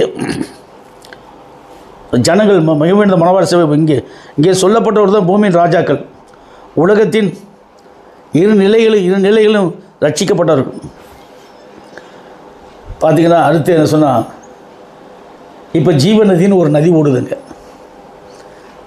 22:1 பார்த்தீங்கன்னா, பழுங்கை போல ஒரு தெளிவான ஜீவ தண்ணீர் உள்ள சுத்தமான நதி தேவனும் ஆட்டுக்குட்டியானவரும் சிங்காசனத்தை புறப்பட்டு வருகிறது. தேவனும் ஆட்டுக்குட்டியானவர் சிங்காசனத்தில் புறப்பட்டு. சுத்தமான நதி என்பது நதின்னு சொன்னாலே ரட்சிக்கப்படுகிற ஜனங்கள் அந்த தண்ணியை குடிப்பாங்க. தண்ணி என்பது ஜீவ தண்ணீர் என்பது தேவனுடைய வார்த்தை தான். ஆகாரமும் இது தான், சொல்லிப்பட்ட உபதேசம் தான். ஜீவ தண்ணீர் என்பது ஆகாரம் இது தான். இது நம்மளுக்கு கிடைக்கிற அந்த சாதாரணமாக கிடைச்சிருமா? அதுக்கு அவருடைய ஊழியக்காரன் அனுப்பி அவன் மூலியமாக தான் இந்த வாக்குத்தத்தம் நம்மளுக்கு தந்தார்கள். அந்த வாக்குத்தத்தம் அத்தனை நிறைவேறும். சாரி, இஸ்ரவேலே நீ பாக்கியவன், கர்த்தரால் ரட்சிக்கப்பட்ட ஜனமே உனக்கு ஒப்பானான், உனக்கு மகிழ்வது பட்டயமும் கேடகமும் அவரே, உன் சத்துருக்கள் உனக்கு இச்சக பேசி அடங்குவார்கள், அவருடைய மேடுகளை மிதிப்பான்னு சொன்னார். உனக்கு சகாய செய்யும் கேடகமும் மகிமை பொருந்திய பட்டயமும் அவரே. நம்மளை பார்த்து இஸ்ரவேலே நீ பாக்கியவன். இப்போ யாக்கோ பார்த்து இஸ்ரவேல்னு சொன்னார், என்னைக்கு நம்மளை பார்த்து சொல்கிறார் இஸ்ரவேலே நீ பாக்கியவான்றார். ஏன் ஊரினுடைய ஏழாம் துறை மூலியமாக ரட்சிக்கப்படக்கூடிய, ஏன்னா அவன் ஆபிரகாமுடைய வித்தில் வந்து அவருக்கு தெரியும். அதனால சொல்கிறார் இஸ்ரவேலே நீ மகிமை இருந்த மணவாட்டி சபையை பார்த்து சொல்கிறார் இஸ்ரவேலே நீ பாக்கியவான், கர்த்தரால் ரட்சிக்கப்பட்ட ஜனமே உனக்கு ஒப்பானார். ஏன்னா அவர் தான் மகிமை வந்து பட்டயமும் கேடகமும் அவர் தான் நம்மளுக்கு. நம்ம சத்துருக்கள் யார்? தள்ளப்பட்ட ஆவிகளும் அவர்களால் மோசம் போக்கப்பட்ட ஆத்மாக்களும். சத்துருக்கள் யார்? தள்ளப்பட்ட ஆவிகளும் அவர்களால் மோசம் போக்கப்பட்ட ஆத்மா. இவங்க தான். அடுத்து நீங்கள் பார்த்தீங்கன்னா அதுதான் சொல்கிறேன், பளிங்கு குப்பை தேவனும் ஆட்டுக்குட்டியானவரும் இருக்கிற சிங்காசனத்திலிருந்து அது புறப்பட்டு வருது. இது ஜீவ தண்ணீர், ஜீவநதி. வசனம் 2 நகரத்தின் வீதியில் மத்தியிலும் 12 விதமான கனிதரும் ஜீவ விருட்சங்கள் இருந்தது. அந்த விருட்சத்தில் 12 விதமான கனிதரும் ஜீவ விருட்சங்கள் சொல்லும்போது என்னென்னா, கனிதரும் விருட்சங்கள் சொன்னாலே எபேசியர் 4வது அதிகாரத்தில் 13-14 சொல்லப்பட்ட இந்த 5 விதமான ஊழியங்களும், அடுத்து அப்போஸ்தலர் தீர்க்கதரிசிகள் மேய்ப்பர்கள் சொன்ன ஊழியர்களும், அடுத்து சொல்லும்போது இங்கு சொல்லப்பட்ட வெளிப்படுத்தல் 11-19 சொல்லப்பட்ட 5 விதமான ஊழியங்களும், மொத்தம் எத்தனை 10 விதமான ஊழியங்களும். அன்றைக்கு கொடுக்கப்பட்ட ஊழியம் வேறு, இன்றைக்கு கொடுக்கப்பட்ட ஊழியம் வேறு. இந்த ஊழியத்தில் தான் நம்மளுக்கு ஜீவ தண்ணீர் கிடைக்கும். ஜீவக்கனி, ஜீவ தண்ணீர். ஜீவக்கனி என்பது தேவனுடைய வார்த்தை தான். ஜீவ தண்ணீரும் தேவனுடைய வார்த்தை தான். அதில் நம்முடைய ஆத்மாவுக்கு உயிர் கொடுக்கக்கூடிய ஜீவாத்மா நம்மளுக்கு கிடைச்சிது. இப்போ ஜீவாத்மா எதை பிறகும்? ஜீவ தண்ணீரையும் ஜீவக்கனி என்பதும் வார்த்தை தான். ஜீவ தண்ணீர் என்பதும் இதோ என் மாம்சத்தை புசித்து என் ரத்தத்தை பானம் பண்ணுறதுக்கு நித்தியஜனம் உண்டு. ஜீவக்கனி என்பது அவருடைய சரீரம், ஜீவ தண்ணீர் என்பது அவருடைய ரத்தம். இன்றைக்கி நம்ம அதை புசிக்க போகிறோம். இது எல்லாருக்கும் கிடைக்காத ஒரு அரும்பெரும் பாக்கியம் நம்மளுக்கு கிடைச்சிருக்குது. அடுத்து சொல்லும்போது என்ன, அந்த 7 இடிமுழக்கள் பூமி மேல் சொன்னவைகள் ஊழியம் இதுதான். அந்த சொன்னவைகள், அந்த 7 இடிமுகள் சொன்ன அந்த 7 இடிமுழுக்கள் என்ன சொன்னது? சிலுவை பற்றியல் உபதேசம் 66 ஆகமமும் அதுதான். உதாரணமாக பாருங்கள், ஆதியிலேருந்து 1வது அதிகாரம் படிச்சுக்கிட்டே வந்தீங்கன்னா அந்த சிலுவை பற்றிய உபதேசம் தான் உள்ளுக்குள்ளே வந்துக்கிட்டே இருக்கும். அது கரெக்டாக 3:15 சொல்லும்போது சொல்கிறாரு, உனக்கும் ஸ்திரீக்கும் உன்னத்துக்கும் அவளுக்கும் பகை உண்டாக்குவேன், அவர் உன் தலை நசுக்குவது. இந்த சிலுவை பற்றிய உபதேசம் தான் சொல்கிறார். அந்த சிலுவை பற்றிய உபதேசத்தின் மூலியமாக தான் நம்மளுக்கு என்ன கிடைச்சிது? ரட்சிப்பு இன்னைக்கு கிடைச்சிது. அன்றைக்கி ஆதியில் சொல்லப்பட்டது 8, 66 ஆகமத்துக்கும் 8 வந்துருச்சு. 27 ஆகமம் புதிய ஏற்பாடு, 39 ஆகமம் பழைய ஏற்பாடு, எல்லாத்துலேயும் சொல்லி 8 கொண்டு வந்து நிப்பாட்டிட்டார். இப்போ நாம் எங்கே இருக்கிறோம்? இப்போ நீங்கள் நிறைய பேர் படித்தீங்கன்னா பைபிளை தரவாக மனப்பாடம் பண்ண எத்தனை பேர் இருக்கான்? ஒவ்வொரு வசனத்தையும் மனப்பாடமாக சொல்கிறவன் எத்தனை பேர் இருக்கான்? ஏன் இத்தனை உருப்போடுறான்? உட்காந்துட்டு உருப்போட்டு மனப்பாடம் பண்ணியிருக்கான். மனப்பாடம் சில பேர்கிட்ட பேசுனீங்கன்னா வசனத்தை பொழிவான், பொல பொழிவான். ஆனால் அவனுக்கு ஆவிக்குரிய அர்த்தம் இருக்குது, அவனுக்கு என்ன இல்லை, சம்மந்தமே இருக்குது. ஆனால் அவன் ஜட்ஜ்மெண்ட்டில் தான் போய் நிற்பான். ஏன்னா அவன் ரட்சிக்கப்படலை, நாமும் தெரியாது, ஏசன்ற நாமமும் அவனுக்கு தெரியாது. அதில் ஞானஸ்தானம் எடுத்தால் பிதாகுமார் பட்ட பேரில் ஞானஸ்தானம், ஏசன்ற நாமமும் ரட்சிக்கப்படல, பிதாகுமார் பரிசுத்தம் போச்சு, அதுவும் போச்சு. உண்மையான நாமம் 7ஆம் தேதி வரும்போது அப்போ இந்த சத்தியம் படி வருது, சிறுமை எளிமையுமா வருது, சிறுமையும் எளிமையுமா வருது. இது ஆட்டுக்குட்டி அனுப்புறது போல் உங்களை அனுப்புகிறேன்றார். மனுஷர்கள் எப்பேற்பட்டவங்கள பொல்லாதவர்கள், இதோ நான் உங்களுக்கு எதா அனுப்புகிறேன், ஆட்டுக்குட்டி அனுப்புகிறேன். அவர் ரொம்ப சிறுமை எளிமையாக வந்தார். மனுஷகுமாருக்கோ தலை சாய்க்கிடல், தலையை எங்கே சாய்த்து ஜீவனை விட்டார்? சிலுவையில் அடிக்கும்போது சிலுவையிலே தலையை சாய்ச்சி செத்துட்டார். ஆயத்து பறவைகளுக்கு நரிகளுக்கும் குழிகள் உண்டு, மனுஷகுமாருக்கு தலை சாய். அப்போ அப்பேற்பட்ட நிலை நம்மளுக்குள்ளே வந்துருச்சுன்னா இது எல்லாத்தையும் ஜெயம் கொண்டவருடைய ஜெயம் நம்மளுக்குள்ளே வந்து எல்லாத்தையும் ஊற்றிட்டார், நம்மளுக்குள்ளே ஊற்றிட்டார். இப்போ நம்ம ஜெயங்குள்ளே வச்சுட்டார். ஜெயம் கொண்டவர் 1வது நிலையிலேருந்து போய் 2வது நிலைக்கு 3வது நிலையில் வந்து நம்ம பக்தியில் நிற்கிறார். எப்பேற்பட்ட கிருபை உங்களுக்கு கிடச்சிருக்குது. நீங்கள் அசதியாக இருக்கக்கூடாது. முதல்ல சகரி அசதியாக இருக்கக்கூடாது. என்ன பண்ணுவாரோ தெரியாது. அவர் ஒய்ஃபு பிள்ளைகள்லாம் அவர் ரட்சிப்பில் கொண்டு வரணும். ஏன்னா அவர் கொண்டு வந்தால் தான் அவருக்கு நல்ல ஒரு பிளெஸ்ஸிங், அதிகப்படியான பிளெஸ்ஸிங் அவருக்கு. அதாவது கொண்டு வராதபடி இருக்கக்கூடாது, எப்படியாவது கொண்டு வரணும். அவர் சத்தியம் சொல்கிறதுக்கு சந்தர்ப்பம் இருக்குது, ஆனால் எனக்கு சந்தர்ப்பமே கிடைக்கல. எழுதினாலே என்கிட்ட என்ன பண்ணுறாங்க, நீ ஏன் உட்காந்து எழுதுறீன்னு சண்டைக்கு வர்றாங்க. நான் பைபிளை தான் உட்காந்து எழுதிட்டு எதுவும் பேசுகிறது கூட கிடையாது. வர்றவங்களாம் யாராக வர்றான், ஸலாம் அலைக்கும் வரஹ்மத்துல்லாஹி வ பரகாத்துஹு கொண்டுறான். வீட்டுக்குள்ளே வந்து எங்கே எங்கள் ஜனத்தை எங்கேன்றான். நான் என்ன சொல்கிறது அவங்கள்ட்ட போயிட்டு? இப்போ என்னன்னா என் மேலே அவங்களுக்கு என்ன வந்துடுது, அதான் தெரிஞ்சு போச்சு, ஊரெல்லாம் தெரிஞ்சு போச்சு நான் யாரும் சொல்லிவிட்டு. என் மேலே அவங்களுக்கு என்ன வந்துருச்சு, எல்லாருக்குமே எதிர்ப்புகள் தான் அதிகமாக இருக்குது. அப்போ இந்த எதிர்ப்புகள்லாம் எப்படி தள்ளப்பட்டு போனால் மொத்த வலுசற்பம் மிருகம் கள்ளது அந்த வலுசற்பதற்கான சாத்தானின் மக்களை என்ன எல்லாத்தையும் மரணத்துக்கு கொண்டு போயிட்டான்.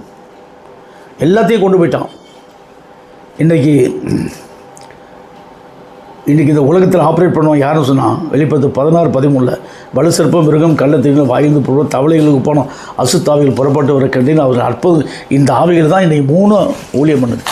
இந்த ஆவிகள் நம்ம ஜெயங்கொண்ட உடனே குணமுடைய நாம வெளியில் வர சத்தியம் போக இந்த மாதிரி சத்தியத்தில் உள்ள மக்கள்லாம் வெட்கப்பட்டு கொஞ்சமாக அவன் யாருமே எழும்ப முடியாது, எல்லாரையும் க்ளோஸ் பண்ணிடுச்சு. இந்த சத்தியம் எல்லாரையுமே பூமி எங்கே நிரம்பி எல்லா மக்களும் ஏசாண்ட நாமத்தை ஆராதிக்கிற மக்கள் முழுவதுமாக அவங்களுக்குள்ளே இருக்க அசுத்த அந்தகார ஆவிகளை துரத்தி அந்த மக்களை கூட்டி சேர்த்து இன்றைக்கு மகிமையடைந்த மணவாட்டி சபைகளை கொண்டு வந்து நம்ம சத்தியம் சொல்லி அவங்களுக்கு ஞானஸ்தானம் கொடுத்து ஒவ்வொரு வித்துக்களையும் பரலோக வித்துக்களாக மாற்றணும். பூமியில் அனைத்து ஆத்துமாக்களும் கர்த்தருக்கு சொந்தம். பூமி அந்த நிறைவு குடிகள் யாருக்கு சொந்தம்? முன்னமுக்கு சொந்தம். அதனால் யாருக்கும் சொந்தம் கிடையாது, உரிமை இருக்குது நம்மளுக்கு. போராடி ஜெயம் கொண்டு இருக்க முழங்கால் என்ன போராடி ஜெயம் கொண்டு நான் வந்துடும் பார்ப்போமே. ஆமாம், கர்த்தர் உங்களை கேட்ட சத்திய பிரகாரம் ஆசீர்வதிப்பாராக. ஆமென்.